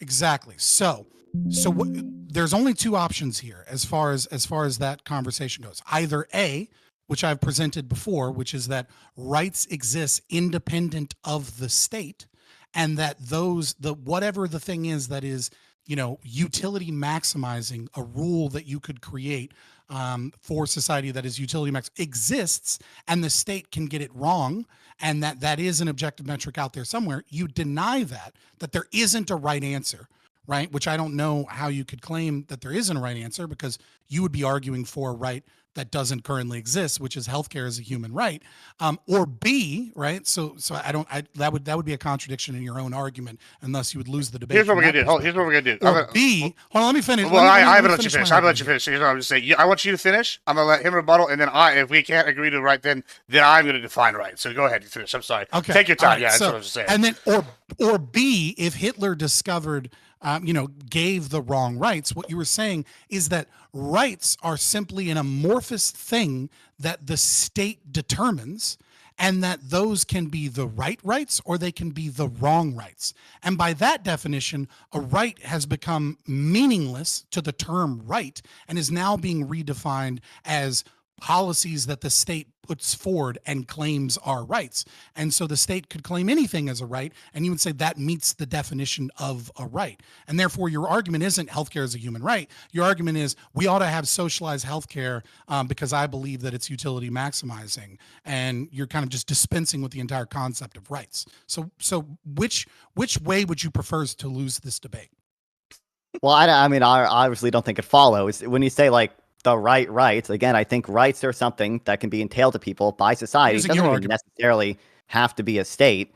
That certain rights are going to maximize utility more than other rights. I'm going to support giving people the rights, entitling them to things that I think are utility maximizing. I don't think it follows that just because the state, gives rights that lets them kill Jews, that those were the wrong rights, in the sense that there are like rights that objectively exist that are like the correct rights. They just weren't utility maximizing. Healthcare is a human right. Healthcare is a human right? That's your argumentation here. I gave you the two domains. You said, I don't think it logically follows, and then you just didn't actually explain why it doesn't logically follow, because I used your own logic in both of those examples. But setting that other victory aside, right? Healthcare is a human right? This is a positive right. Hitler is another great example, right? He created the largest per capita labor union that ever existed in human history. That'd be one type of right that he did, because you're arguing that positive rights are good. So, forcing capitalists to have a state-run, union that, answers to the will of the state would be another form of a right here. Now, is that the right, or is that the wrong right? Or is it that that's just a right because Hitler said so? Actually answer the problem here. All right, yeah. So Don, here's what's gonna happen. I'm gonna let you answer, because I said I was gonna do this, and then I let it go a little bit. I'm gonna let you answer it. Then as soon as you're done, I'm gonna define right. All right, so y'all go ahead. You go ahead, and Andrade go. That way we can move on. Okay, from what this are part of you the debate. saying Hitler did exactly? I don't think this necessarily constitutes a right. You're saying he Well, you allowed believe in people to positive join a rights, union? right? Right. So, Yeah, I think so you positive believe in rights can be positive good. rights. Yes, they Right. can. Which, so be you good. believe you believe that bodily autonomy and all, private property and all these things can be sacrificed, and that people can be forced to pay money, forced to give up their property in order so that others can benefit.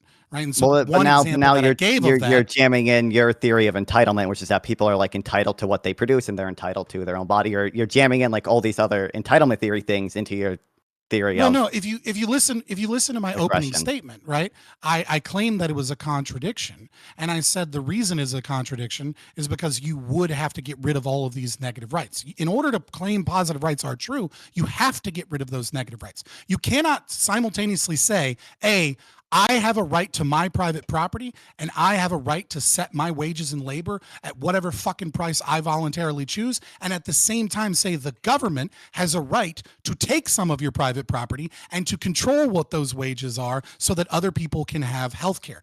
Those two things are But do you see how the Okay. disagreement here is over the theory of entitlement? Because you believe people are entitled to all okay, these so- negative rights, so- or under my view, people are entitled to more than just these negative So- rights. Stealing from someone is only stealing if you It's you not believe that they more. are Well, okay, entitled so to that hold money. on. Before we go, hold on. Either or. Hold on. Here's what we're gonna do. I'm just gonna pick a definition. We're gonna use the Black's Law Dictionary because I don't know why not. I don't get to use it enough anymore. So we're gonna give y'all two definitions, and that's how we're gonna use for going forward. That's how we're defining right. That way we can just move this conversation a little bit forward past this this sticky point. All right. A right that belongs, and we're going to do absolute right, a right that belongs to every human being. It's a right, a person's liberty, a natural right. 2, an unqualified right, specifically a right that cannot be denied or curtailed under specific conditions. All right, that's what we're going to go with. Have at it. Attack. Well, it's two definitions, and the I first mean, one is yeah, I natural think that- law, which is my definition, It's and the the same second one definition. is one that states that a right. Well, there's two definitions there, and the second one is his, and the first one is mine. Great. Yeah, basically. I mean, I don't have a big problem with the second definition. Yeah, like it's something that cannot be denied to people. Like as of now, healthcare is to some extent denied by people because it's run in a private market. Okay, is Under that my system, it wouldn't universalizable? be really denied to people. Is that It's universalizable that you cannot deny healthcare? I mean, I would think so. Yeah. Okay, so let's say I have an experimental procedure that costs $10 billion, right? And it's for a disease that 100 million people have, right? Does that mean the United States government can Okay, hold steal on. and seize all property in the United States, right? Seize all of the wealth of all of the millionaires and billionaires and everything. Stop making roads, stop funding public schools, stop everything that the government does in order to ensure that no one is denied that $10 billion experimental procedure. Okay, when he said universalizable, my interpretation was like, can the government actually ensure everyone can get healthcare? I think they can, for the most part, at least. Right, but healthcare is a vague but term, you're actually talking right? about is the universal. I mean, it's a vague term, but you're actually talking about is the moral statement universalizable? I don't think like the moral statement you have to provide healthcare or whatever is universalizable. I think a more limited statement like you should then you don't think it's a right. utility is it. Well, I think Right, it so follows you from don't- the you more obviously don't limited believe it's a right universalizable if you statement don't think that it's we should universalizable. maximize utility. Also, again, when you say all this stuff about stealing, you're jamming into your definition of stealing your theory of entitlement. You don't believe that the government is entitled to things that people make because you believe what people make or people should own what they produce. That's the theory of entitlement. Yes. That's not a theory. That's not a theory. But you recognize that is a it's my theory of of entitlement, rights. Yes, it's a That's negative right. Yes. which you believe comes from your theory of entitlement. I have a different theory of entitlement. I believe we should entitle people to things that are welfare maximizing. You believe that people are entitled to, what they produce, and right, the so- actual so disagreement your here is argument- over the theory of entitlement. You can't just jam in to your definition of stealing your theory of entitlement. I mean, I'm not jamming in anything, right? I'm not sneaking absolutely in are. that I'm a libertarian and that I believe and support negative rights. Okay, like I'm not jamming in the existence of negative rights. Negative rights aren't contradictory. Positive rights are.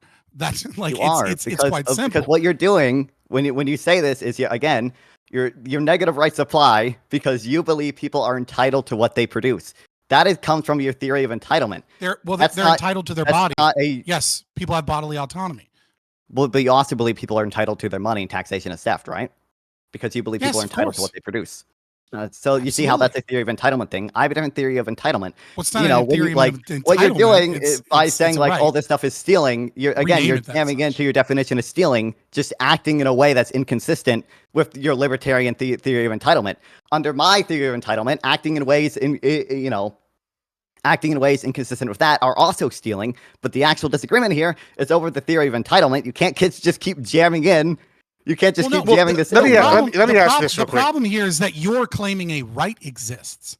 Okay, and so you can't just say a right is an arbitrary thing that we believe in the future we can predict will lead to better outcomes, right? Like by that metric, you could say that you have a right to ban pornography, right? You have we have a right to remove pornography from existence. Okay, well, what does that mean, right? It's like, well, you must by definition then say that people don't have a right to produce and view pornography. That is taking away, that is imposing with violence their ability to engage in something, right?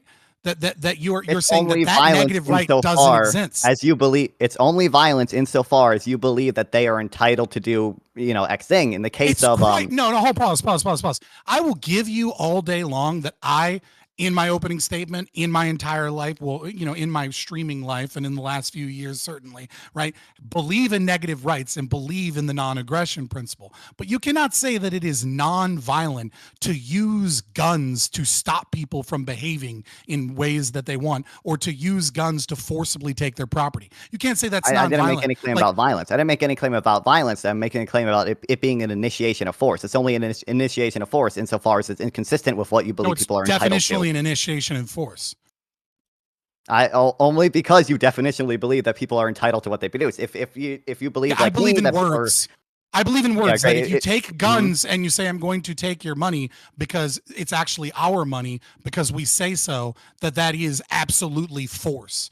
Like, don't be silly. Let me ask. Okay, so wait. Can I ask this? I know you've heard this example before. Let's say you're on the the 9th floor of an apartment building that you were, legally allowed to go to. You fall out of a window and you grab on to that person's flagpole, right? And you're like climbing your way down the flagpole, and somebody says, "Hey, wait, I did not give you permission to use my flagpole. Should you let go of that flagpole?" So, wait, the flagpole, would it be an initiation of force? Is that an initiation of force? Is the real question there. It would absolutely be an initiation of force under natural law, absent any common law existing, which obviously would, right? So the flagpole analogy in libertarian philosophy is very interesting, and the reason it's very interesting, and I'm glad that you've been learning a little bit about libertarianism and the arguments we use. It'll make you a better person once you finally accept that I'm right. Is that the reason that it's so interesting is because natural law philosophy does not deal with contracts and does not deal with common law. So absent any contract, absent any common law, absent any superficial additive voluntary systems that say that if you're in an apartment building, that debris that falls down, these are the rules in which we live by. Yes, absent any form of lease or contracts or all of those things, it would be a form of aggression to then intentionally move onto someone else's property without their permission, even if you accidentally ended up there. But again, that's absent those prior voluntary agreements. So, all right, but hold on, non-front. I'm gonna let you go respond to that here just 1 second. But all right, you can respond to that, and then here's the next question I want y'all to like kind of focus on here, like moving from the theoretical to the practical, right? Because right now it seems to me y'all are arguing on what is the right. All right, so we clearly y'all have different opinions on which is better, right? So here's what I want to know: what's the superior? Sell me on it. Sell me on why healthcare should be a universal right versus should it be the greater good? Does it matter if it's the greater good? Should the individual be all best? Like all these kinds of things. However, just sell this to me after that. But go ahead and respond to him, and then let's move on to that non-front. Yeah, I gave a bunch in my opening statement, so I feel like it's fair to let non-front start this. Yeah, absolutely. Well, he also needs to respond to your last thing. So go ahead. So you respond to that, and then start us on with that as much as you want. Yeah. I mean, the easy response is just that it's only a violation of rights because he reads into it his preferred system of entitlement. Mm-hmm. His preferred system that the person who uses the land for productive purposes owns the land. If you have a different view of entitlement, like my view, that people are entitled to things that maximize utility, right, then You're bringing up fighting over theories of libertarian thought entitlement. experiments as a meme and not understanding the full context, because I was absolutely Right. crushing you in the before, so you had to subvert the conversation. But it's fine. Your savior has swooped in to save you. Gibbs wants us to move into an internal critique of your consequential analysis, right? Because I've already won the first portion of the debate. So go ahead. I gotta let Non-Fraud respond to that. Non-Fraud, you can also respond to that too, but let's I'll let you respond to that. Yeah, and then we go to the theoretical, the practical. Go ahead. I mean, I'll talk about the like the morality behind it all day. I don't know what you mean. I mean, if someone just has not read anything about libertarian philosophy, or has only read your version of libertarian philosophy, maybe they think you're winning. I think for anyone with half a brain, they see the insane reductios that your system of property would lead to. But I mean, we can switch to the practical if we want to, I guess. Yeah, go ahead. Yeah, perfect. I mean, You go ahead and go, right? Like Yeah, I said, go I ahead. gave a bunch in my opening Oh, statement. sure. I mean, like, it's easy to understand why for certain industries the market could fail. It could lead to worse outcomes than, if the government intervenes in the market in some way. So, with healthcare, we have the issue of inelastic demand, right? Like, there are certain things that you have to get essentially no matter what. Insulin has very inelastic demand. A heart surgery is going to have essentially perfectly inelastic demand in an emergency. If you don't do it, you will literally die. The government can impose price ceilings on stuff with perfectly inelastic demand and doesn't have huge negative outcomes. There are also issues with positive externalities. If healthcare is too expensive, people don't go get preventative care.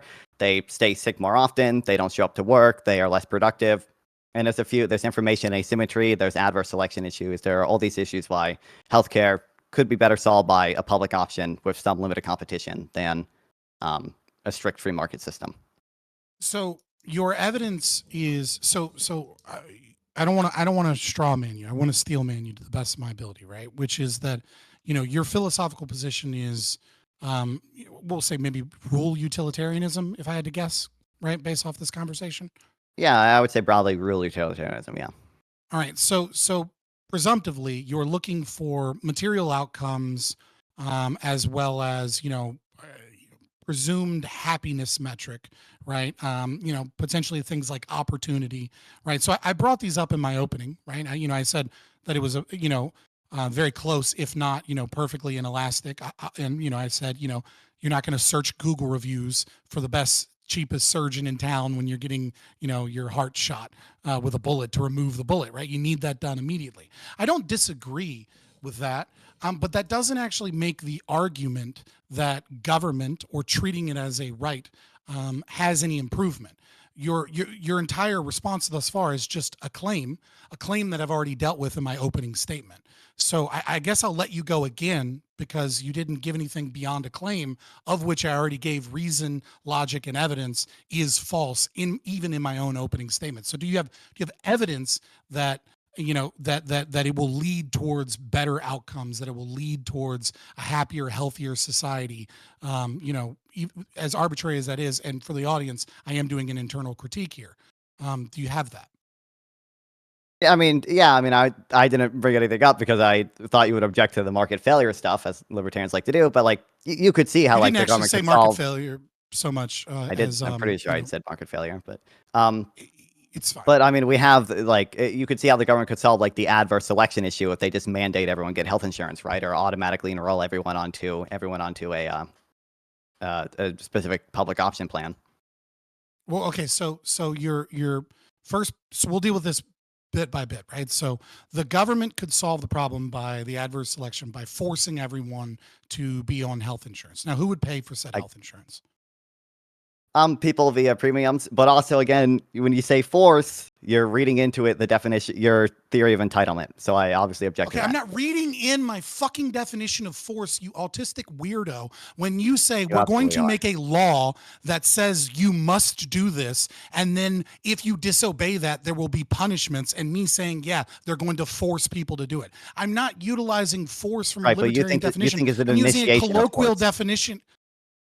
No, you're trying to run away from the question back into trying to make libertarianism appear as a meme because it's not a well-known philosophy to the audience. meme. Fuck that. Answer the question and just think of force as colloquial, which is that it is against the law and that people with guns are going to either take shit from you or they're going to fucking put a gun to your head and put you in a cage if you don't follow said rule. And the rule is everyone must have health insurance. Now, who's going to pay for that health insurance? I mean, it depends on the exact option. I think a single payer system would probably still be a net benefit, but I'm more in support of a public option in which people would pay premiums. Could you like We I kinda hold on, have let me just do this real quick. Could have you define ACA. define a net benefit? Like what do you mean by like what is a net benefit? Leads to overall good outcomes relative to the counterfactual. Okay. Right. So right, but the problem is that that's arbitrary. Like what is good outcomes? Well, I mean, Well, good I mean like in the outcomes is gonna be- practical, like it's going to be so like it's going to be somewhat axiomatic. So some people might, define goodness in a different axiomatic way, but I would say generally the well-being of sentient creatures. what okay, so well-being. yeah, if I rape you, hold on, pause. If I rape you, right? If I bend you over, I'm 6'5". Yep. I've done some martial arts. I've been in the army. I've been through quite a few scruffles and scraps. I've I've been homeless. I've had to do quite a few things. I'm pretty sure I could rape you if I could get hard, right?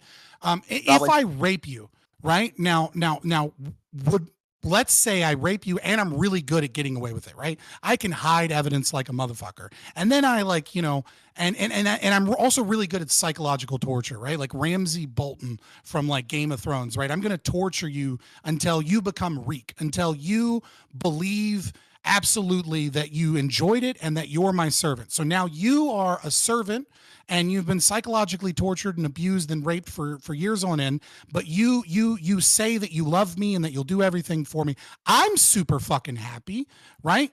Whose happiness is worth more, and by what metric? At the end of it, right? You're absolutely happy now. You're Reek, okay? You're no longer non-fawn. You're Reek from Game of Thrones, and you're now happy, and I'm super happy, right? So wouldn't that be maximizing the well-being of humans in this regard, or would it not be, right?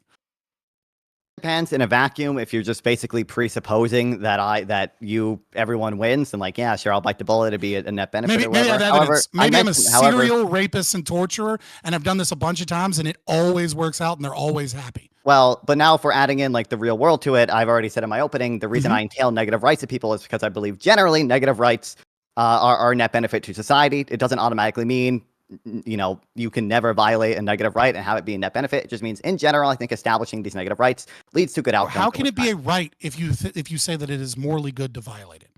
By what world is something a right if it is also morally good to violate the right? Do you not understand how this is silly?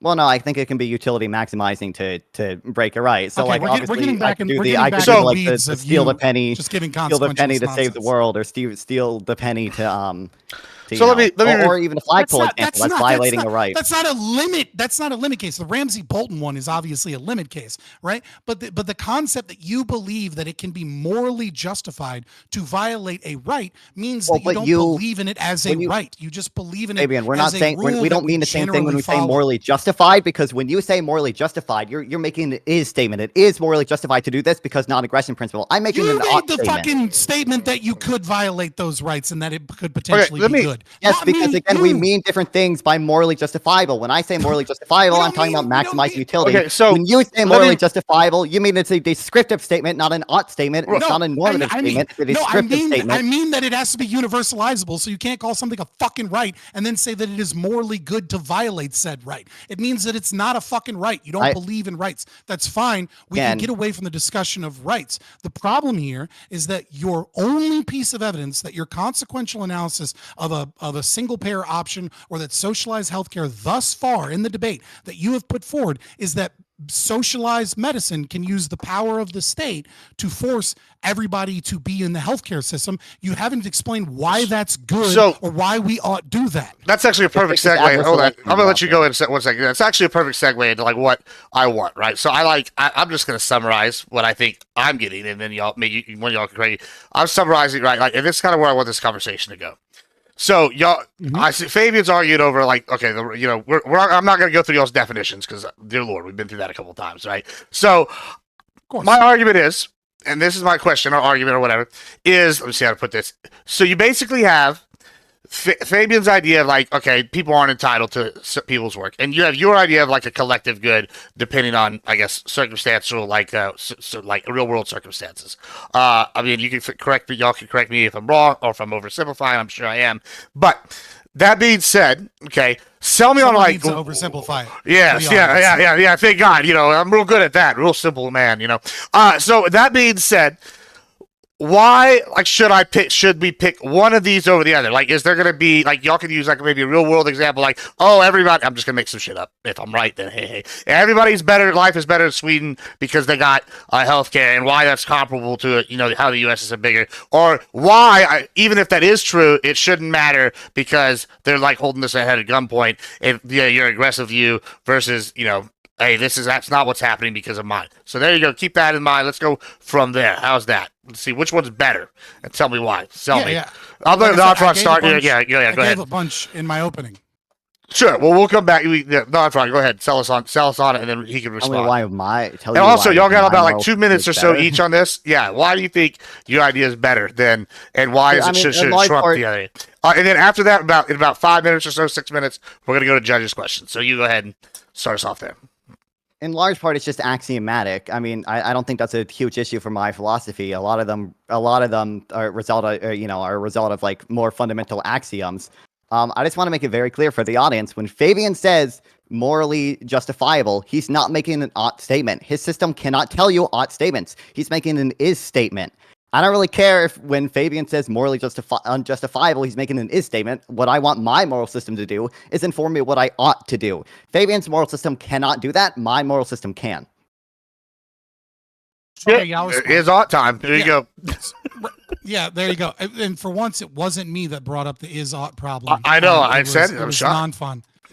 Yeah. So again, libertarianism is a theory of natural law, and yes, you're correct that it doesn't give moral ought statements, but that doesn't mean that I don't have any beliefs that are moral oughts. That doesn't mean that I don't have objectivist philosophy and other things, and that Never is said that, also but why follow. I said, right. Right. Sure. You get in your jabs. It's fine. At least you're here for something. So again, in my opening statement, I gave several reasons. Number one is that, even under the Frankenstein social mixed market, economy, healthcare system that we have in the United States, it's cheaper. It's absolutely cheaper than it is in other countries. Other countries are going bankrupt trying to pay things. The NHS is a great example of that. Now, that might be potentially because of immigration and things of that nature that they hadn't accounted for.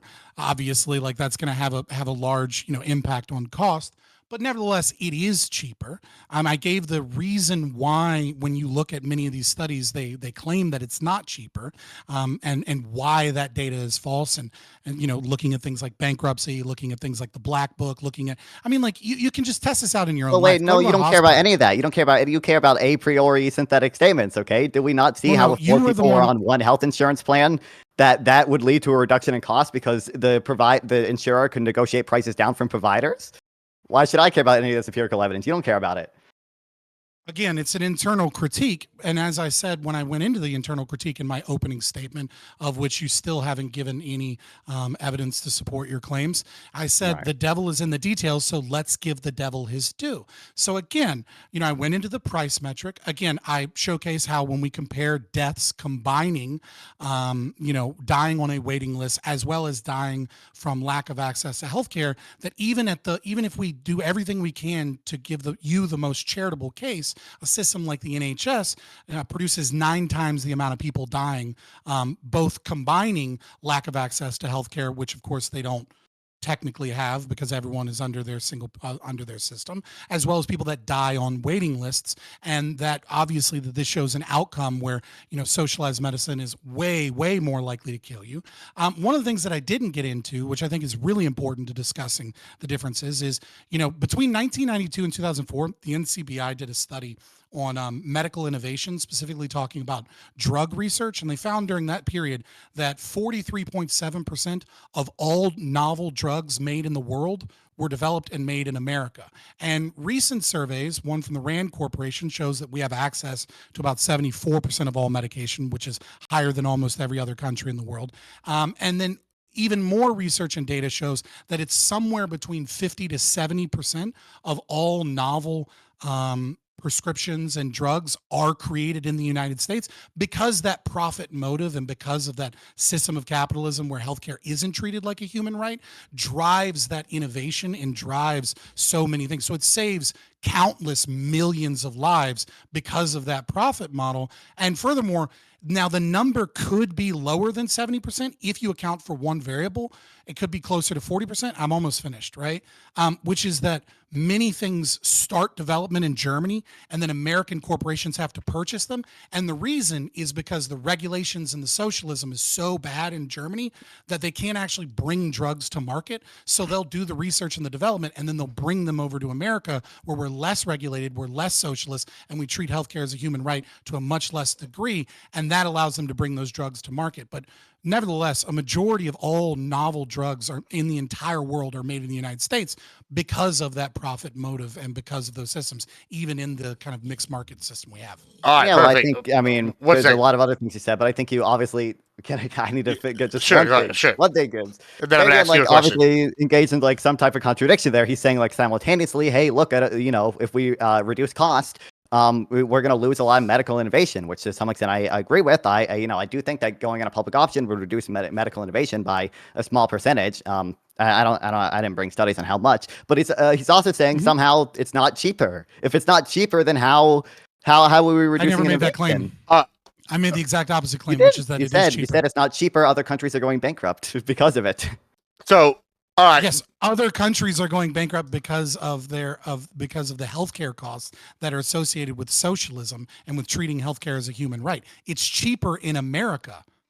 Health insurance and healthcare costs are lower in America if you actually understand how to break down the data, as opposed to just using Black Book because they equivocate price and cost. All right, so I got to jump in here. We're gonna move on. I'm gonna ask a question from Fabian's audience to non-front here, and then after you answer this non-front, Missed it. yeah, don't worry. I'm trying to watch all the chats. It's a little hard to keep track of everybody and do the moderating. And Hell yeah, brother. but we're getting there. So this one, they wanted the non-front, so you're gonna answer this non-front, and then I'm gonna turn it over to Libercluck to start us off if he's ready to ask a couple of questions here. So let's go with the question is non-fraud. Do women have rights to their own bodies if society suffers from below replacement fertility and must reproduce? Do you seize the means of reproduction? I guess they wrote a series called The Giver on this. I don't know if y'all remember that book series, but it's a good book series. Anyway, go ahead.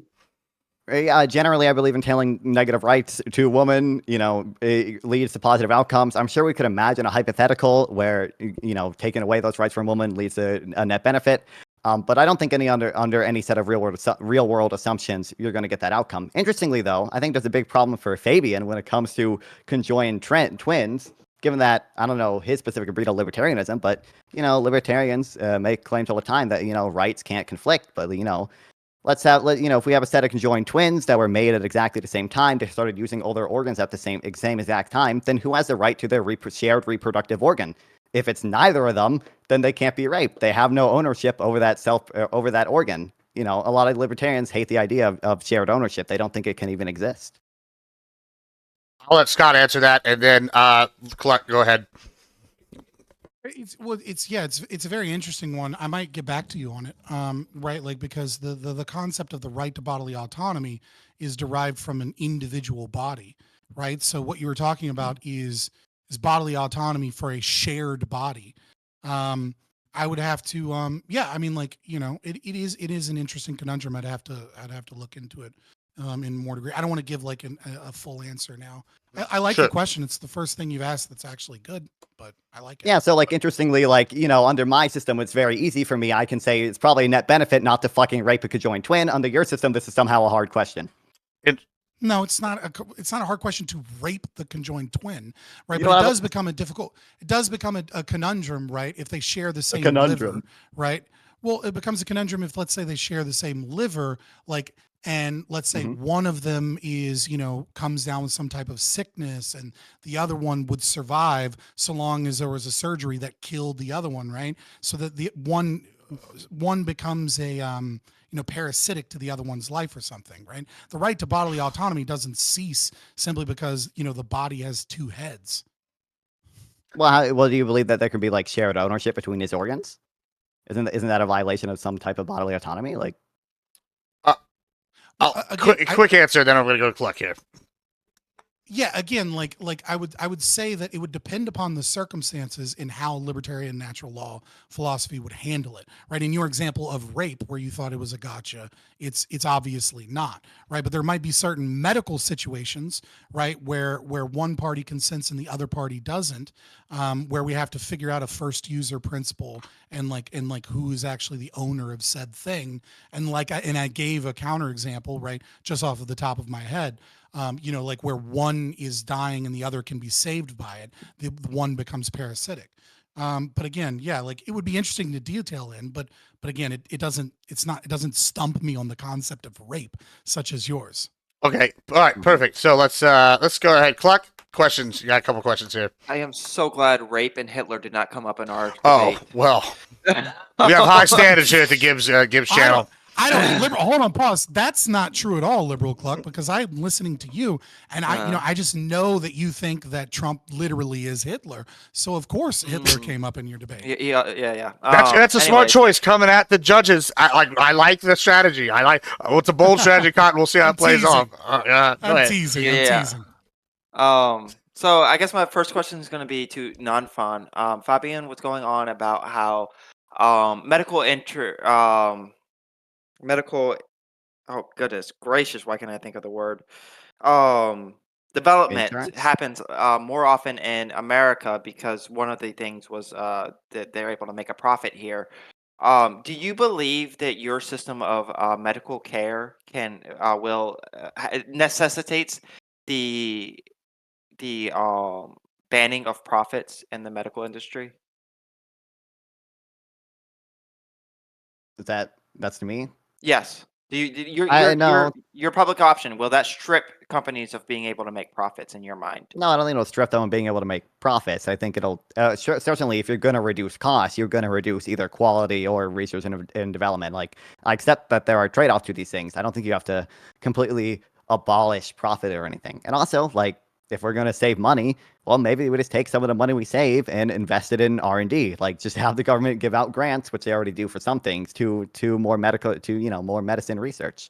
Where does Can I where interject just one quick real quick? if the host allows You it? Yeah, said yeah. you said certainly if you reduce costs, you're going to either reduce quality or something else. That's patently not true within economics, right? One of the best ways to increase profit is to reduce cost, right? That's how you increase reduce your rate of price. profit. We're reducing cost, that's in reducing cost that people pay, which is because you reduce the price that people that the producers can receive for that good. That's what I meant. Yeah, I mean, if Reduce you mean cost, overall reduce cost the to the price entire for- U.S., sure. Okay, In your Cluck. mind, where does the reduction in cost come from? It comes from the ability of the public option or single payer to more effectively negotiate with all the providers. I also will add, I do, like I was talking to Econoboy yesterday. Econoboy's a big single payer guy. I'm not as big a single payer because I believe, we should allow people to buy private insurance that covers, medication that is new and expensive and that a public option doesn't necessarily want to cover. It's too expensive. So there is still some incentive for innovation there from private insurers. Quick question to non-fun, following up on that. So you believe that a public option would be better at negotiating prices than insurance companies. But what evidence do you have of this, considering that Medicare is uniquely bad at negotiating drug costs, especially when compared to insurance companies, when the private market that is already heavily regulated is better at negotiating those costs? Why do you think more things like Medicare that negotiate drug prices and healthcare costs would be better at it than insurance companies based off of the profit model? Where are you getting that? Where are you getting that base assumption from? Medicare was unable to negotiate costs for a while until my man Biden made them able to do it. Joe Biden. So I'd have to know when that data was from, but also That's I not know true this. at all. Like I know this individual- like, priori synthetically. that's If a you lie. increase the amount of people in an insurance company, they're going to have more negotiating leverage. That is a lie. Bill Clinton was famous for negotiating costs. There have been several presidents and several administrations that, on behalf of Medicare, have put in bills and different things. Now, yes, you are correct that Medicare as a whole negotiating those prices Can I ask Fabian is my something that question? is Yeah, relatively new. Yeah, you got this is your last one at Libercluck, and then we're gonna go to the Lactoid. Go ahead. Oh gosh. All right. Fabian, do you believe that rights are absolute? Yeah, I think they have to be absolute, or otherwise they're not a right. Okay. I think if you say something is a right and then you say that you can violate said right, then it's not a right definitionally. It's something else, right? It's some form of you know you know as non-fond like so called some form of entitlement, but you're obviously not entitled to it if there are times in which you're not entitled to it, right? Even the human rights Human Rights agree Declaration says that the that it has rights to be cannot something that give you can ought never be statements. violated. You agree the rights cannot give you ought statements, right? You agree that your rights don't give you ought statements. Well, they give you. I would say that rights give you an argumentation about what is no longer logically justifiable in terms of saying your system is ethical if it violates said rights, right? So you could might makes reality, but it doesn't make right. And so if I have the guns, I can go and violate rights as much as I want. But yeah, I would say that rights don't give you ought statements. You can kind of add an ought not statement from that. But again, libertarian theory and natural law philosophy doesn't engage in what you ought to do. That's a separate concern. Yeah, I mean, so long as your system doesn't give you ought statements, I prefer my system, which is actually capable of telling me what I ought do and ought not do. Dude, Obviously, dude, shut the fuck up. You don't understand libertarianism if you keep saying this, even though I'm explaining it to you, right? Libertarianism doesn't say what's the best apple to eat, but that doesn't mean that you can't that your moral system is superior if your moral system claims that Red Delicious are better than Granny Smith. It's not making those claims. That's not my full fucking philosophy. All right, so let's go to Lactoid here. Let you get a couple questions there, and then we'll let them both go. Thank you. I have a series of questions for each of the debaters, and I will not accept either debater jumping into the answer of the other debater. All right, that's So, what the judge is saying. This is one more. Hey, my Uh, perfect segue, real quick. This is the perfect reason why Gibbs is the best here, because the judges get to decide what's best for them. So if you cross the judges, that's on you. All right, go ahead. That's it. My first series of questions is to Scott. I have this written down. How is this not a semantics debate? Couldn't Nonfon simply define a right as whatever his ideal society categorizes as a service that maximizes overall utility to some degree? If he can't do this, where is the intrinsic and objective source that a right comes from? Is there any level of utility that can override an intrinsic right? Yeah, so you're correct in that it is a semantics debate, right? About what the word right means, because the prompt is healthcare a human right?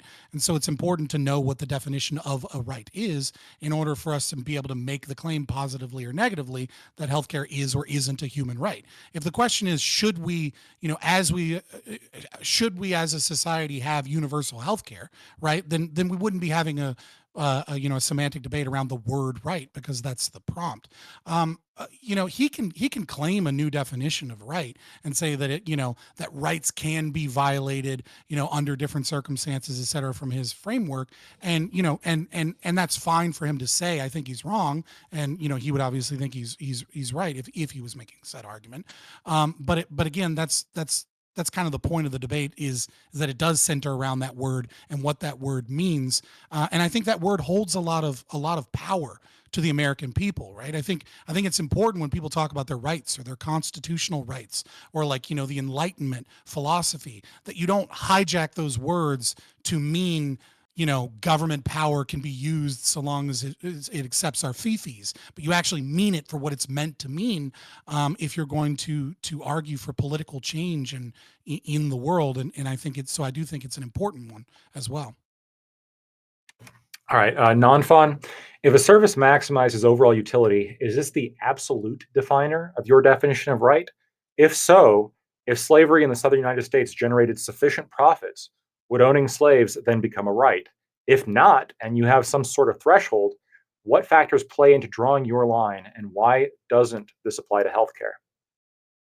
I mean, yeah, it's always going to be about utility. If we just presuppose that like slavery maximized utility, then like I would support slavery.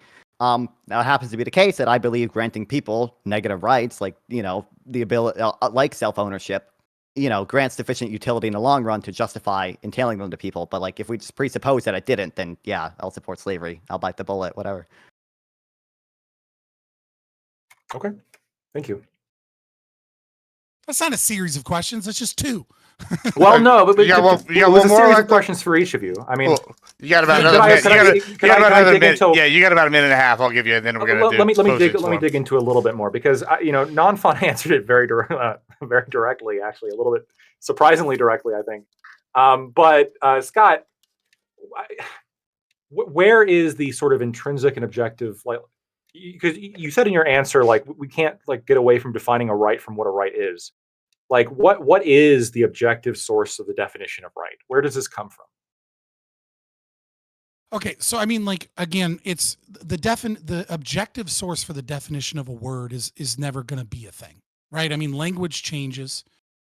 People use words because they have utility in conveying concepts and ideas, right? Now, when the concept or idea changes and the word stays the same, I think it can be, for lack of a better term, problematic within discourse, right? So I would say that John Locke, right, is defining rights a certain way, that the founding fathers are defining rights a certain way. All of these things that are the corpus of what we feel a right is in our society, and what the political philosophy that set up our current government that we live under, right? That's how right is used. And so if you start using that word differently, then both the philosophy and the doctrine and the opinions of the people that set up our current government, I think that becomes really problematic. I mean, you as a lawyer would recognize that, like, if you just start changing a word and now you can reinterpret a word out of its historical context within law, that can be a real problem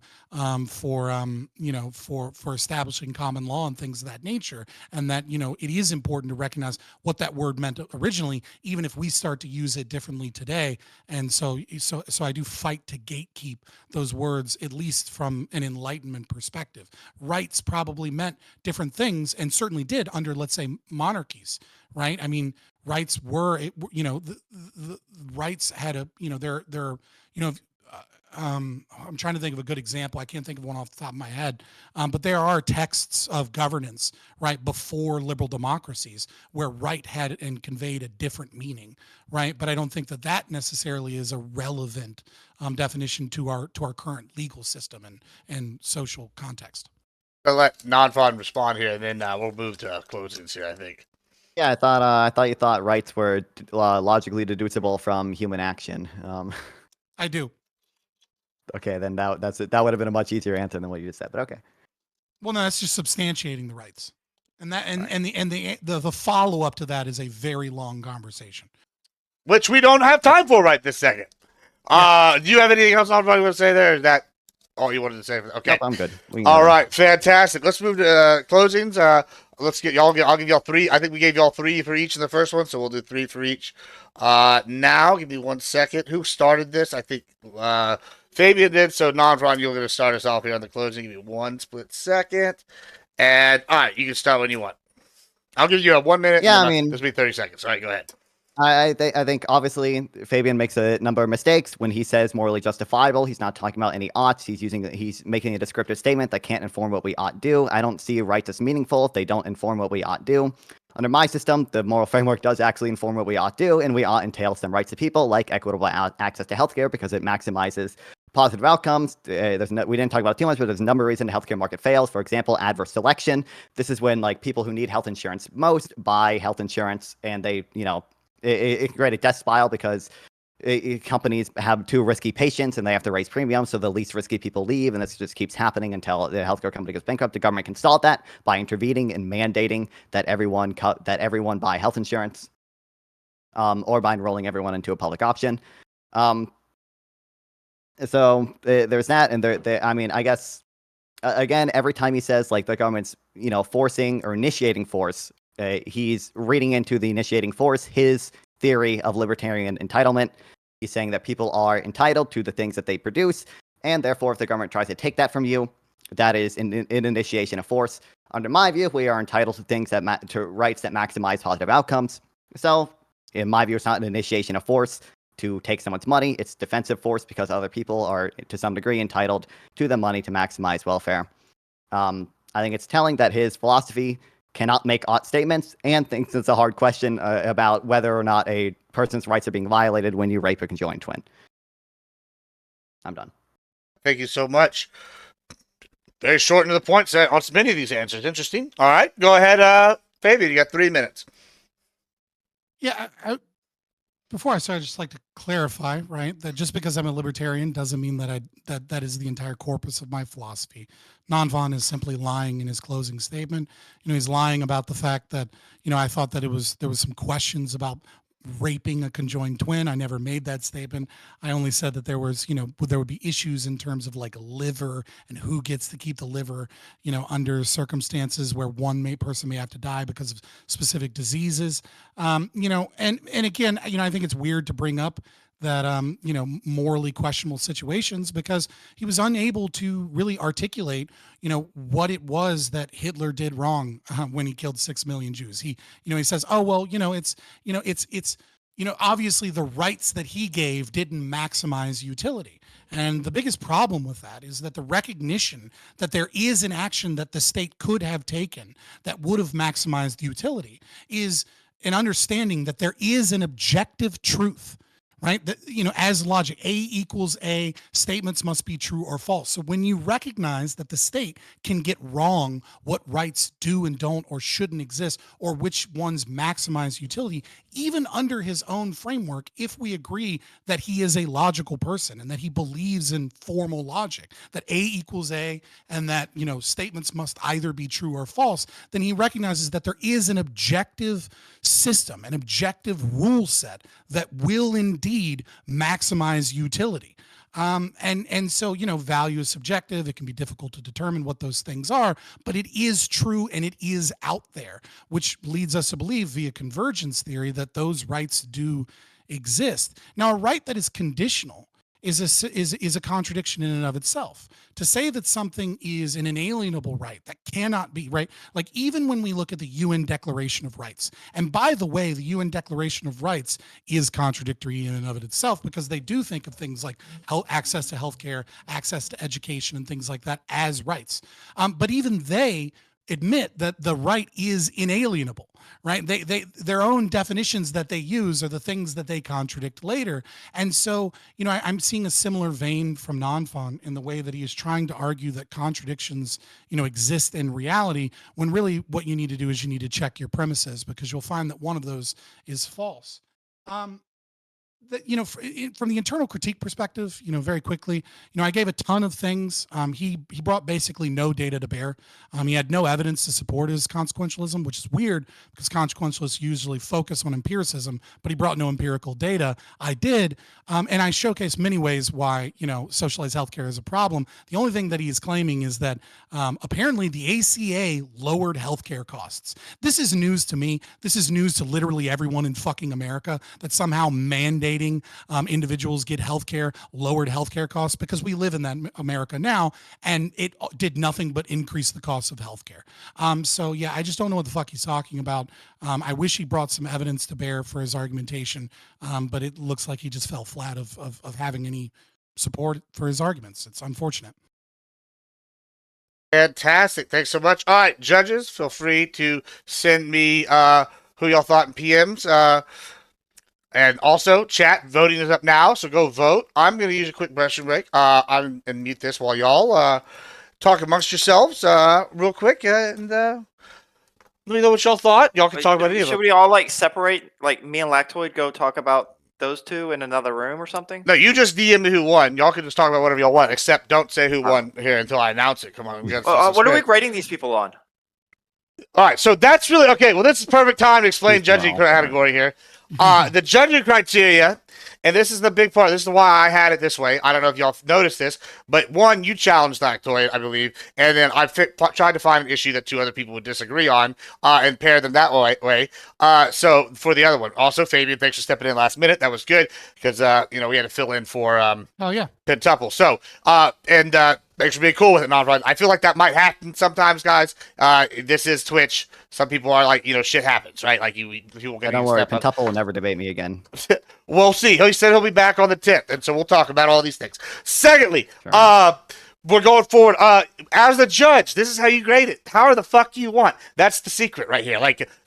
This time, I figured, all right, I don't want to be accused of having a bias. I figured I'll pick a left-leaning judge, a right-leaning judge, and then I'll have a left-leaning and a right-leaning candidate. In every other debate, I actually don't know that I'm going to be able to have that option because there's only two pretty far righties, and now we have one 90s Democrat who's now basically a right winger due to fucking Overton window shift. Basically in the tournament, the rest are all who had people I would consider left leaning. So we can't promise we're going to have a staunch side, whatever. So I might have to pick issues unless people have been called out for specific things in the opening round.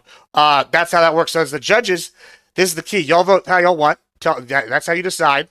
And if y'all want to talk about criteria, y'all want to talk about, sure, whatever. Just don't say who you voted for, and I'll be right back and give me like 2 minutes to chat. Vote now.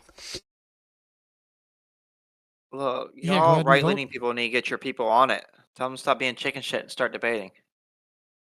Real. Well, I Bro, would I say, debate especially every with fucking Twitch. panel. I swear to God. Lactoid, you're Lactoid, you're great. good, Lactoid, Lactoid, you're don't worry. fantastic. I'm saying you need to get your people. Bring your people. Well, I mean, like our home. people have been pushed off of places like Twitch, and many of them off of YouTube. I'm on Kick. I I'm don't on even Kick, stream I'm on Twitch. YouTube, I'm on I Rumble, won't. I don't. I'm Yeah, on I Twitter. won't. Yeah, I mean, I try to come refuse to you. support Kick. I refuse to support Kick. I don't want to support a site that's based off of, gambling bullshit. And, Yeah, but you support my degeneracy. individual right to support the gambling bullshit, Yeah, right? exactly. Yeah, of course. Nice. I love libertarianism based. Right. I just wouldn't let you in my community. You know what I mean? Like Me specifically? I mean, I don't know. You seem fine, but like, if you want to be a degenerate gambler and opening gambling casino or something. Okay. I guess. Fuck that.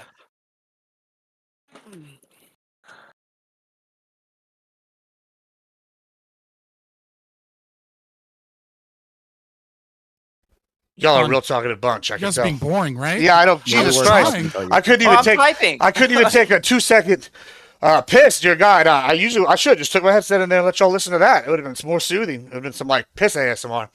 That's what Papa Gibbs brings you. Real good stuff. Also, looks like I just got rated, but thank you for everyone just tuning in. All right, we're gonna decide. All right, looks like. All right.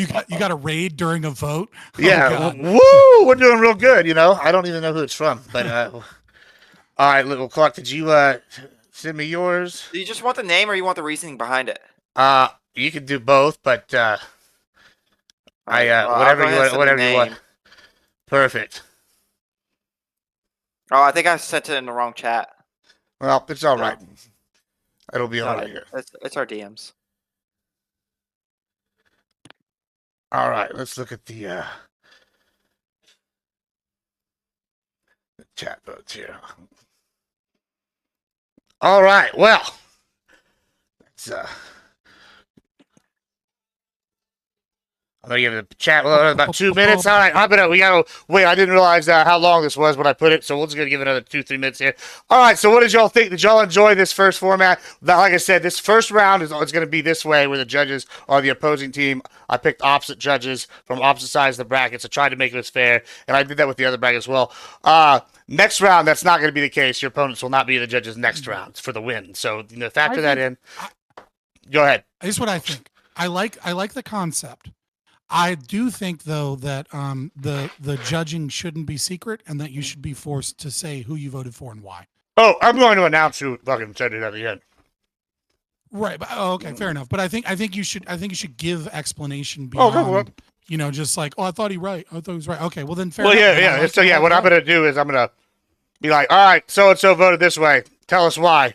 Kind of like an MMA round card. Like accept it. And there's Yeah. I just DM'd all that shit to you. Well, yeah, that's why I was like, if you want it, well, now I have it writing. So if you lie, no, I don't give a shit. Gibbs, I sent you. Yeah, I sent you my reasoning. Y'all were. I got y'all were no ahead of the problem curve. saying it.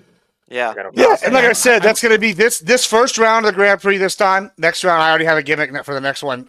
So, and like I said, the strategy, this is kind of why I was laughing. This is how you know I'm old. Yeah, I mean, well, I'm going to be honest. I use a Microsoft Use Word that pen document. and paper like an old Yeah, I person. just type faster, so I do that. But I was going to say, this is why I was laughing when Fabian, you went after Libercluck a little bit there, because like I've said, play to the judges. Like next round, if I have like say hypothetically like a roast show guy, that guy's not going to care about like the facts so much. Or if I have like a normie e-girl or something, she won't care. But I'm also going to have like probably I'm going to offset the judges somehow, so it's going to be some kind of you play to what you think kind of thing. I'm going to always have something here. So that's kind of what that. I mean, I also think next round I'll let the judges ask more questions. So let me know ahead of time if there's going to be an e-girl or something. Just assume there might always be an e-girl. Something other than a black Just t-shirt. listen. Just I mean? I'm going to tell you right now. Just maybe always trying to make assume myself that. look a little more presentable. Always assume that. You never know when I might be like, surprise! I got a fucking bullshit for you. And I mean, that's usually how I work in life. It's really amazing. What else? What do y'all think so of that? What else y'all got for me here?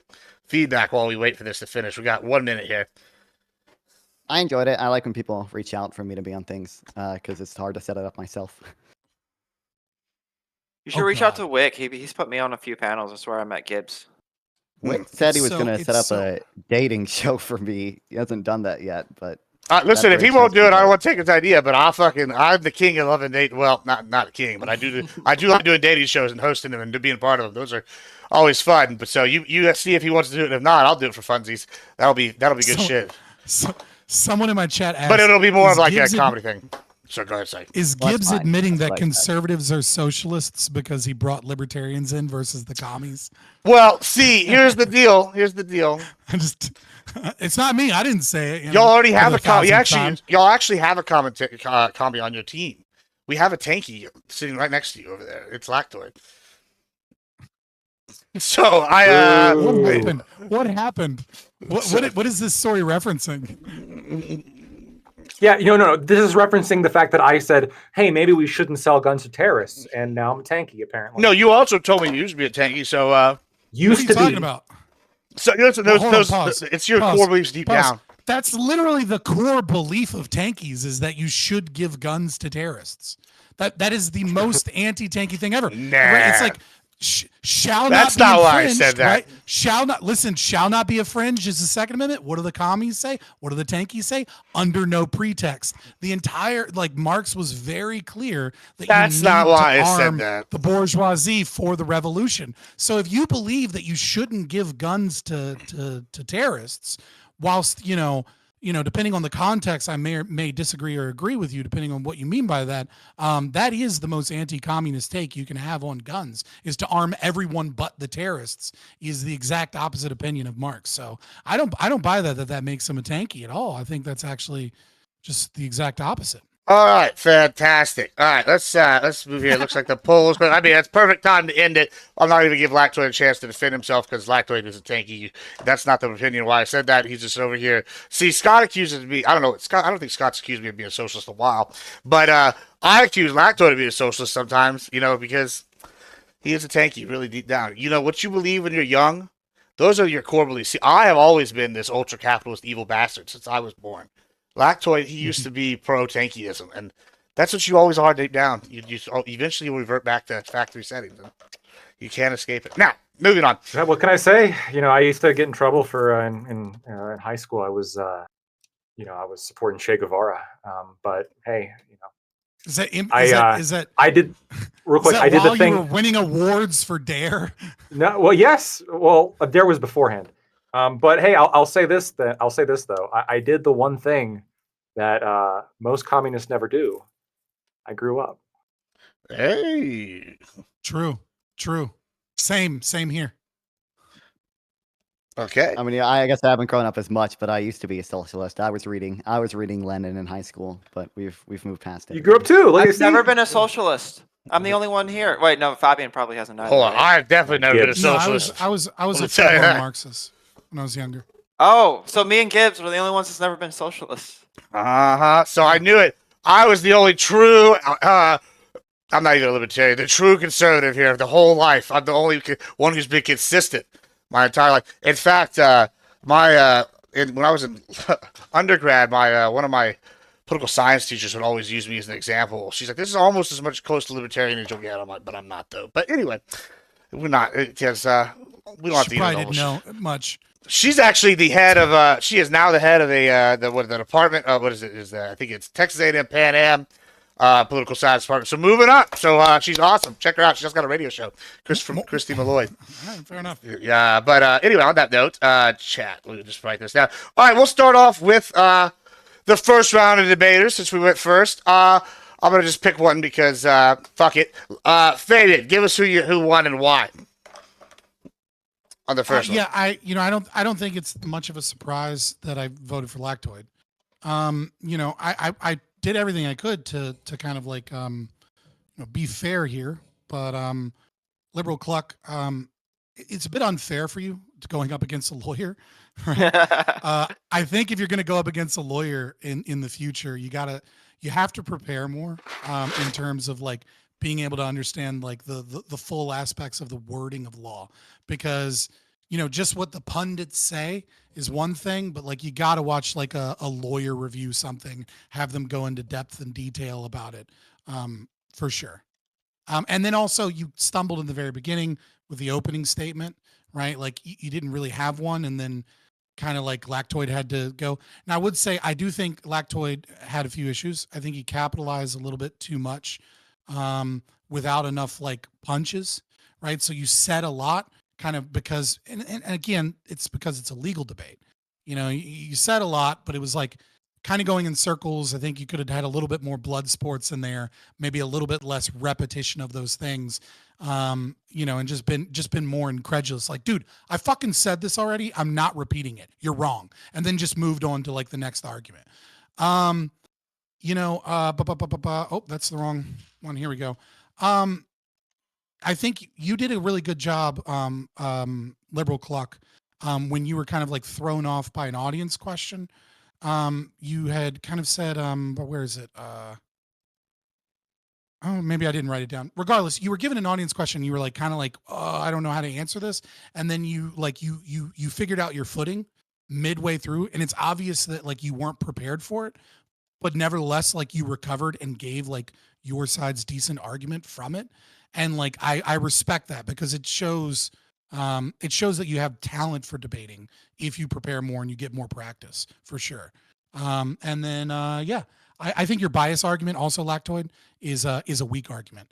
I don't think it matters.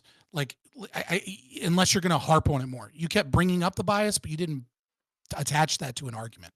But nevertheless, I think with the opening statements, with the facts of the case, with the legal theory, et cetera, I think Lactoid won. But there's room for improvement on both sides. And I appreciate it. It was a good debate. All right. Non-broad.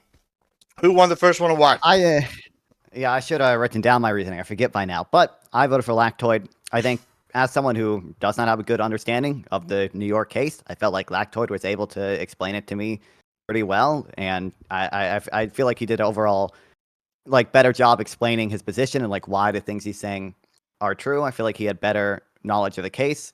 I would have liked to see Libercluck push back a little more on I guess on the bias thing, because I do think that's probably one of the weaker things Lactoid said, and B, just on some of the, I think you would have had to had better knowledge to do this, or maybe you did and nervous or whatever, but to push back on Lactoid's explanation of why the legal theories are not necessarily good.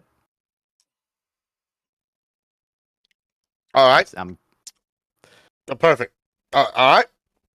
Okay, so on the first one, the chat had decided as well that the Lactoid was winner. So we got 3-1, 3-0. 3-0. I can't do math on that one with the Lactoid win. All right, let's turn it over to the other side. Good try, Cluck. That was good. That was very brave of you to challenge a lawyer to a debate case. I want to point out I challenged a lawyer on yes.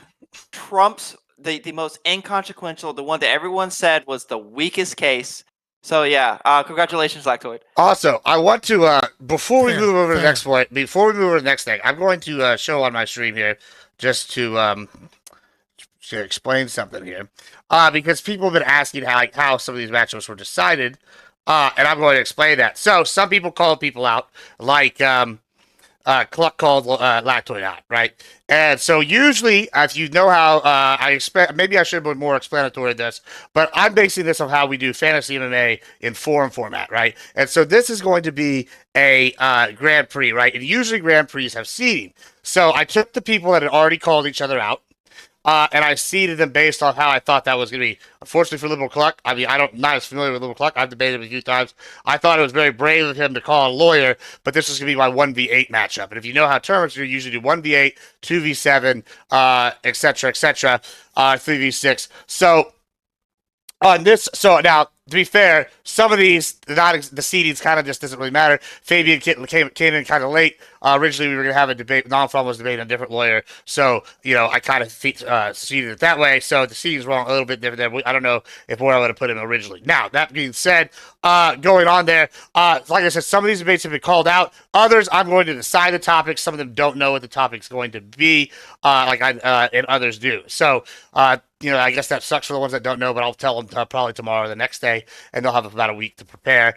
Going on, does that make sense? And I also pick people from different brackets to be on this first one, if that makes sense. So if that's the answer to all these questions, I try to do it off seeding. It's arbitrary. We had fill-ins, and we had whatever. So yeah, if it doesn't seem balanced or whatever, that's why. In regards to that, people were saying, et cetera, et cetera. But yeah, props to Libercluck for trying to take out a lawyer in his own argument. Big fan there.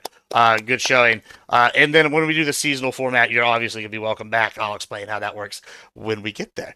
All right, now for the next debate, I'll start with Cluck.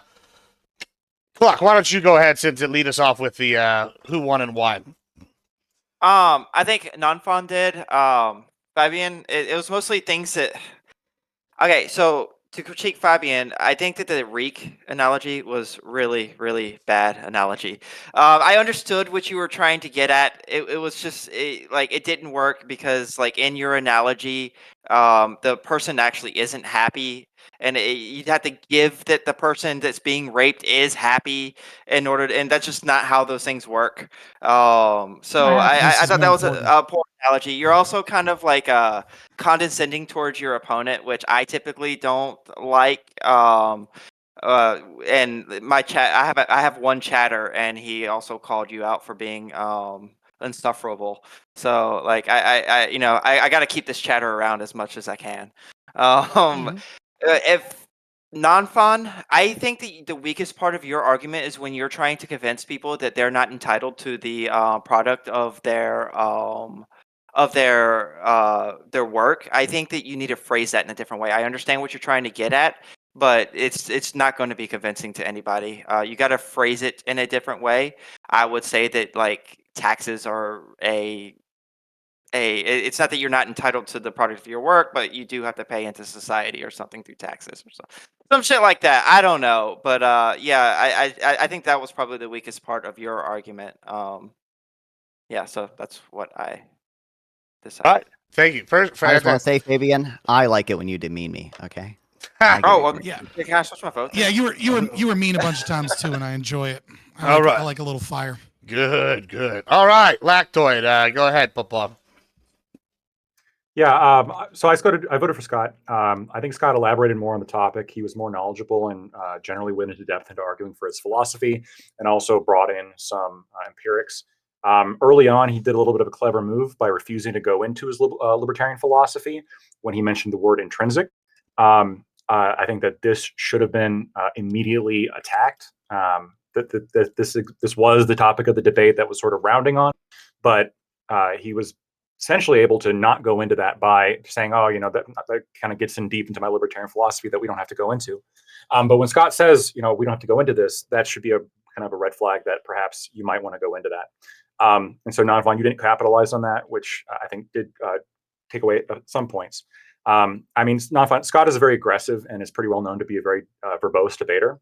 And so you need to be able to wrestle control a bit more often, which I don't think that you're able to do too well in this debate. Your lack of assertiveness kind of allowed Scott to get out so much more, which gives him points because he's able to have the time to go into all of his different points. I do think, Scott, that you did cross the line of assertiveness a few times, and you insulted him and made one particular shocking hypothetical that kind of felt jarring and came across pretty poorly. And I don't think Snonfron did either to really any kind of memorable degree. So that actually, I think, gives Nonfron some points in that regard. I think that's something that helps to avoid if you want the audience to be on your side a little bit more. But overall, just the overall theme of the debate, I think, was you, Scott, you were just in control of the debate the whole time, right? You were maintaining control, and yeah, did you push the control a little bit too far a few times? Yes, but even when you reined it back, you were still in control, and I felt you really didn't lose control at all during the whole debate, and so that's why I gave you the win. Fantastic. So we have 1-1 on that one. So yeah, you Cluck said non-fun. Lactoid says Fabian.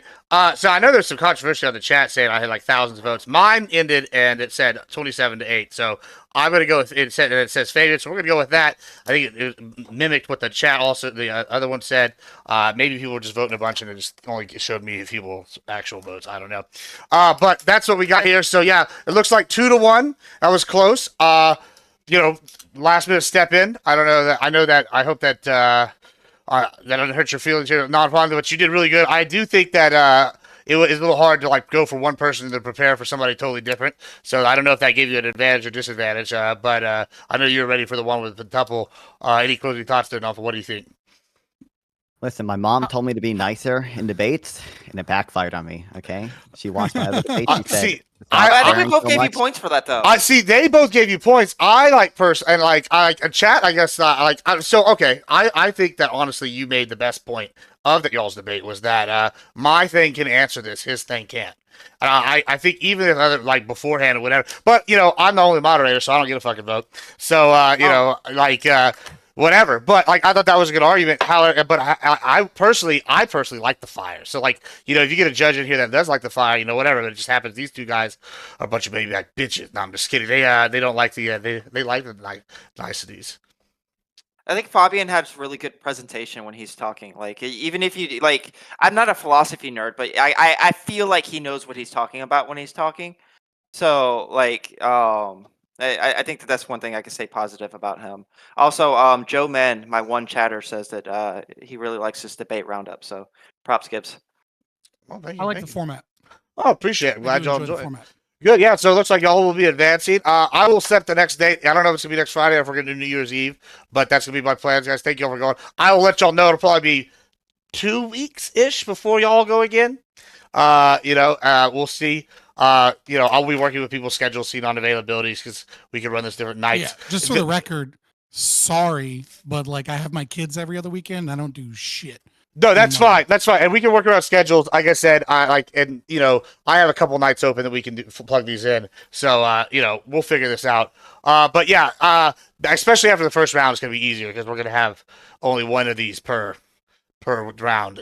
But for the round opening, we're gonna do two a night here. But yeah, thanks for coming and thanks for staying for the full 2 hours. I know it's not as fun judging as it is doing it, but yeah. Any other thoughts? Shout yourselves out. Let's start with Fabian. Tell everybody where you're at.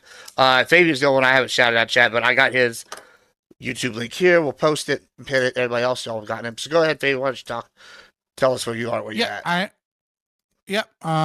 Hopefully I'll be back on X tomorrow, because apparently you're not allowed to say on X that if someone says, quote, this discussion shouldn't be based on philosophy, end quote, that they should neuter themselves and save the human race.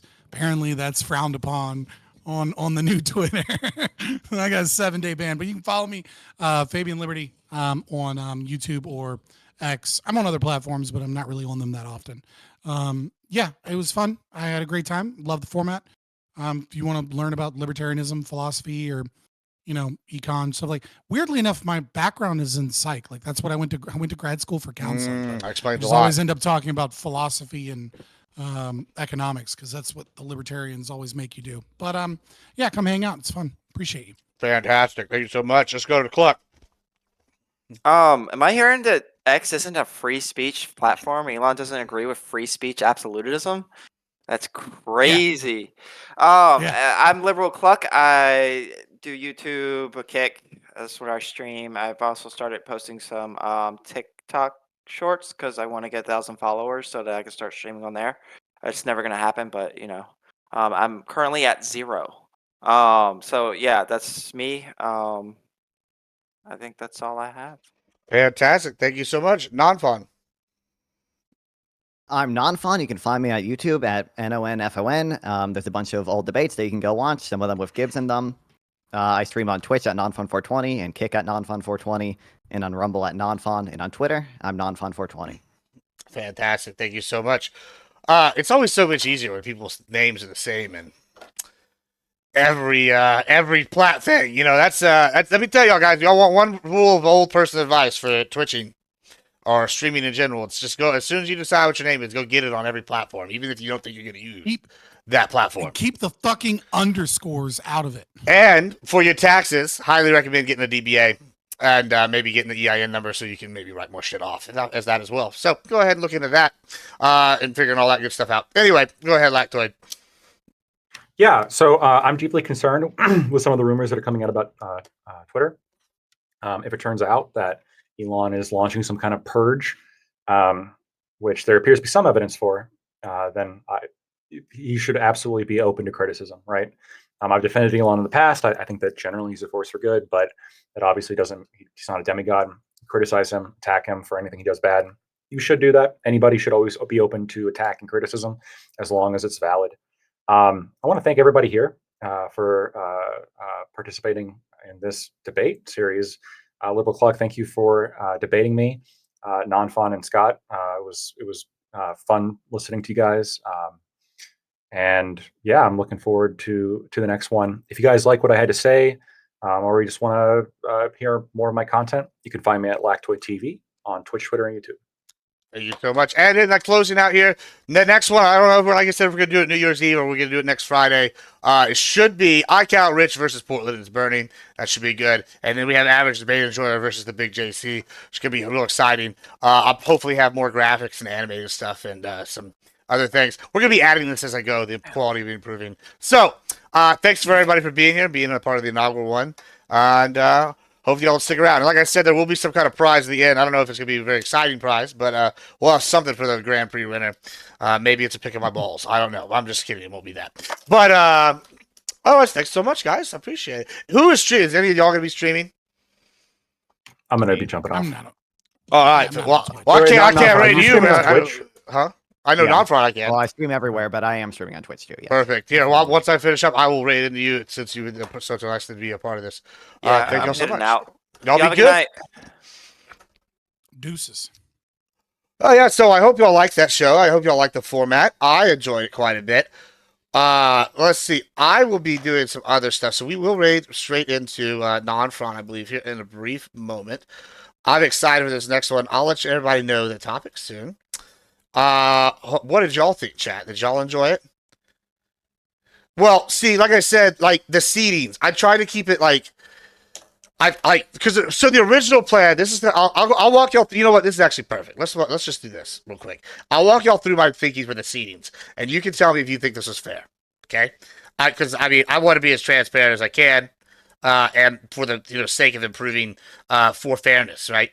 Kind of thing, right? Like that's gonna. Well, I mean, not totally fair. I mean, yeah, fair. Like you'll get what I'm saying. I want like exciting, and I want like some people might not always have the best advantage depending on the gimmick, but I'm gonna try to make it interesting and competitive. Competitive is a better way to put it. So let me put this through. Let me put y'all through here what my logic is. All right. So Libercluck, he's kind of new, right? Is my thinking. Right. So all right, perfect. He's kind of new. And then, yeah, we're gonna have to work on this, Ico. I'm gonna have to figure something out that y'all are not. And we'll get to that in a second. So he's new, and he challenged Lactoid. And another thing, remember, I started this was because people wanted to challenge each other, and I was like, well, I already have 2 matches this way. Let's go ahead and make it. Just turn this into a tournament because I feel like a couple of these are. So I felt Libercluck, layman, new debater challenging Lactoid, experienced Twitch poll guy, and a lawyer was probably a one-sided matchup. And so usually you match in a Grand Prix style, you have seeds and you have 1v8 as one of them, right? Because it's called power protecting. So I thought that was a 1v8. And I thought that was fair. So then the next one, This one could go either way. I don't actually know who's better, but these two guys call each out, which was average debate or the big GC. I'm actually gonna flip I'm gonna flip that one and say that whatever. The ADE should probably be the 2 seed in my opinion, but because he does more and whatever. But that's not really that important to the thing. Portland is burning, and iCal are both experienced debaters. iCal being like I said, these ratings aren't necessarily whatever. I just kind of filled those two in because I thought they were pretty similar. They also have similar styles. I think they're going to be very more debate broy. Like I said, so I plugged those in because I thought they were pretty even. So I'm not super whatever. And then originally this the non-front FabianLiberty one was another lawyer thing, right? And they were going to argue a different case, and it was another regular guy non-front wanting to debate Pentuple, a lawyer. So I thought, okay, that's probably a 3 and 6. I could have put that as a 2 and 7, but I just wanted them to be on opposite sides of the bracket because I think by the time we get to the next round, because I think the 4 and the 5 could probably be swapped. I thought Fabian was probably slightly better than Pentuple or whatever. I thought Pentuple would probably be as good. So I thought they're still a 3 seed. And then like I said, Ico and Portland could be swapped.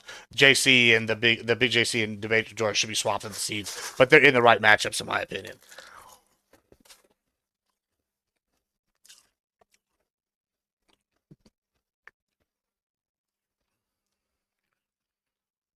Yeah, I mean, I agree. Rich is a very good one.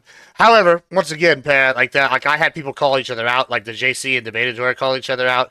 So and Ico, I know is flexible, so I put him against another probably experienced one, so we could plug him in.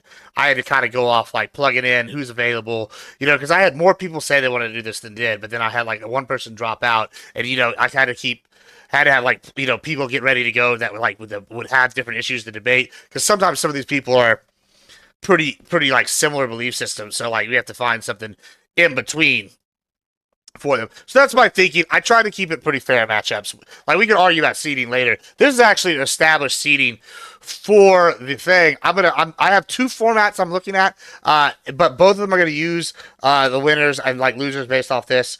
Too long, Ico. Yeah, I actually think I know what we're gonna do to liven it up a little bit, in the between part.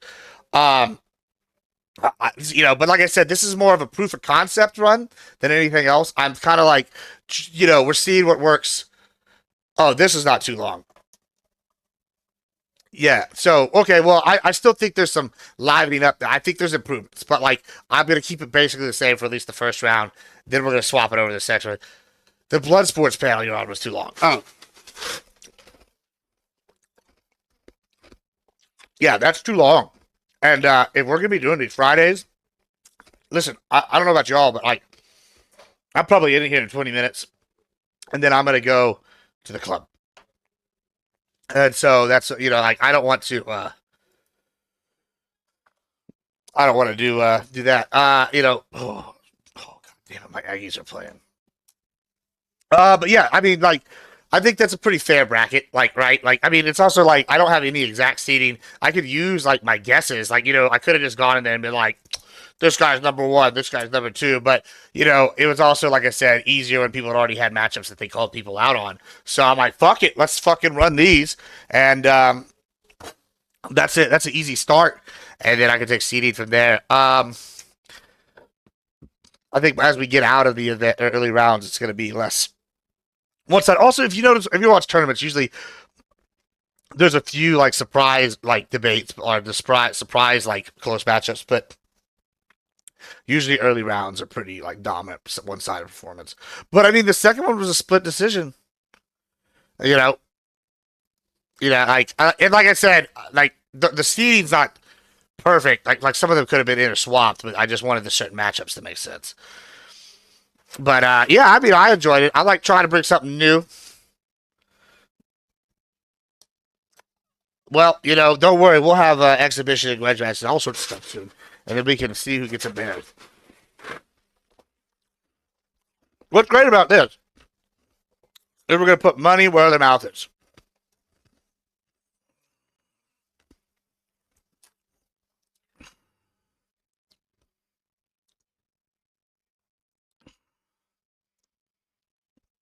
Yeah, that's what we're going to do. We're going to put I want to be able to say we have definitive winners and losers, kind of thing.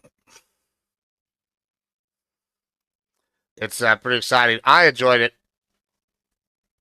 OG money for football. Oh yeah, I didn't fucking put the game on.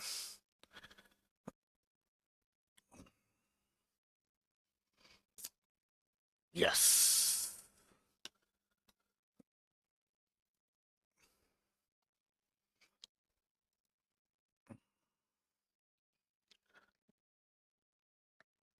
Oh, buddy. Well, that's good. Well, y'all figure out something y'all want to debate, and y'all let me know, and I'll get you in on something soon. You know that we can have these like we can have exhibition matches. You know, like before the season starts. You know that can count towards seeding too. You know everything like whatever. I might maybe run another Grand Prix or something. You know who knows? I got options. I have a few different ways I could seed this. I actually have an algorithm. I haven't even told y'all this. So I actually have an algorithm that we designed for a fantasy MMA ranking system that I'm gonna try to like tone to this, and basically you just put the wins and losses in there, and it becomes more accurate over time, and it's gonna produce rankings, and so the algorithms produce rankings. It's pretty cool,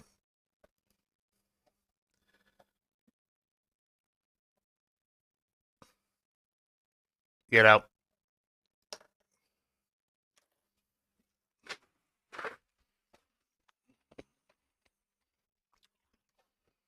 Exciting stuff.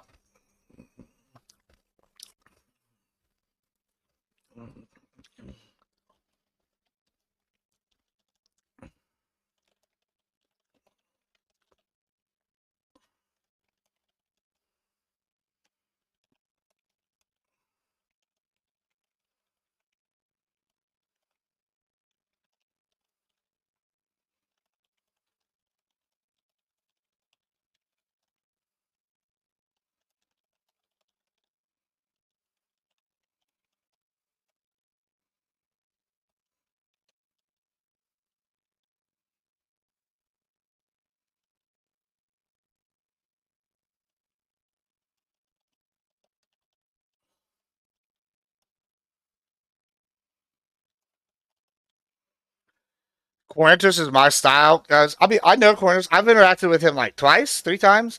He was cool with me. I don't know. We debated religion once. I think we actually ended up being on the same side for whatever the topics we were talking about. I don't remember what it was. I think we were all. I know that he liked that I called all you Catholics apostates or whatever. It was pretty entertaining.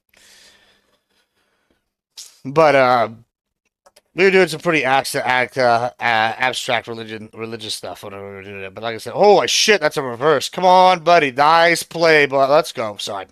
Yeah. So let's do that. It was good stuff. I like the debate thing. I think that I like giving people a way to say I'm better than you, and I want to have the ranking system uh in place. I need to delete the server so I can rejoin. Join a new one. I have way too many servers.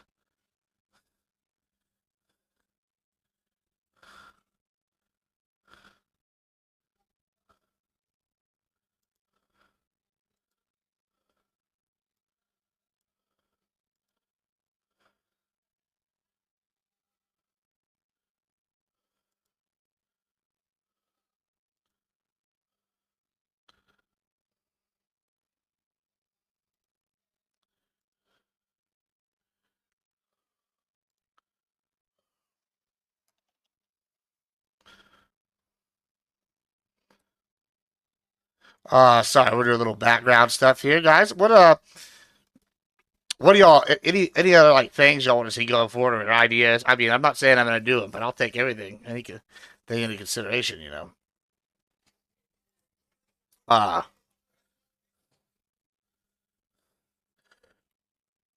so I could show y'all this. Huh?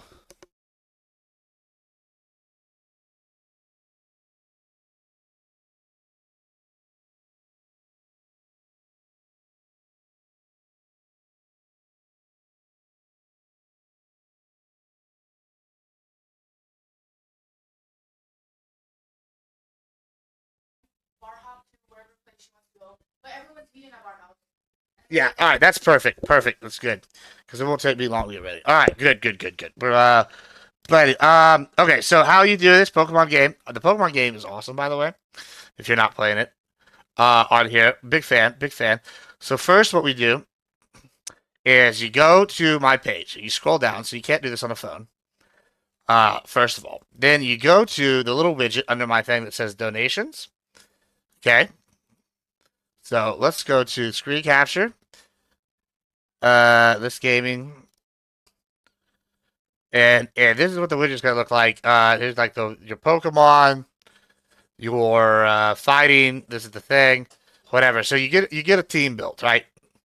And then what you do is you go in and you can fight. I don't know what this is. This must be new or for the season. You go to the stadium and you fight a bunch of stadium and you get your people leveled up. And you can also do private matches. Say like I wanted to fight, I don't know, Para or something. I'd type in the password. It'd be like I don't know, Para, and then he would type in the password Para and it would link us up. I'll do a stadium match real quick just so you can see what it does. I'll do it against like a hard. Like we'll just, I mean, I don't know if we're gonna play all the way through this, but your Pokemon get experience, and you also can buy items and like get rare candies. And the more Pokemon you catch, they'll have like stones, and you can use those to evolve them. You can buy like reset stuffs in the store, but then the objective is just like the Pokemon game. You can be battling. They have like a ranked mode. I haven't done any of that yet. There's like a seasonal. Oh, good. That has no effect, and I got one shot. Damn, I suck. Okay. I don't know what this guy is. Looks like a water guy. And yeah, I'm getting my ass kicked. So yeah, that's what you do. Oh, he's paralyzed. All right, jackpot. So yeah, that's what y'all do. It's for the Pokemon game. And if you have it open in multiple people's chats, you get more money that you can spend in game. I'm getting my ass beat. So yeah, that's what y'all get. I'll show y'all the store real quick. Let's see if you can still see it. This is what the shop. This is like your items. Like I have all these. Like let's see what I got for Ultra Balls. I'm probably running low. You know, and then all these different balls do different stuff. I got a ton of like other stuff down here and shit. You know, I don't even know what these mysterious crystals things does. I think you like get something from them. Like if we have a bunch of people here, like whatever we could do.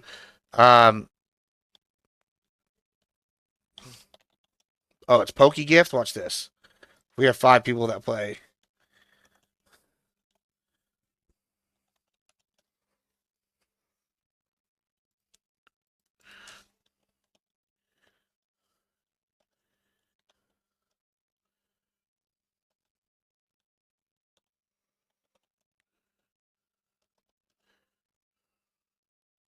Is it exclamation point?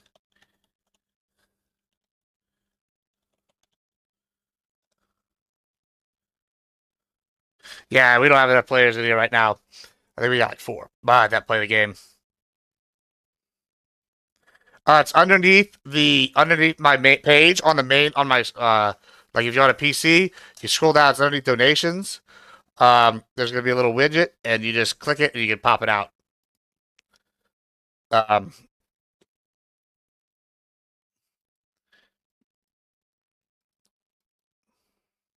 But all right, boys, we're gonna raid out to non-fun. All right, so y'all be good. Say hi in there. Everybody say hi. Follow him.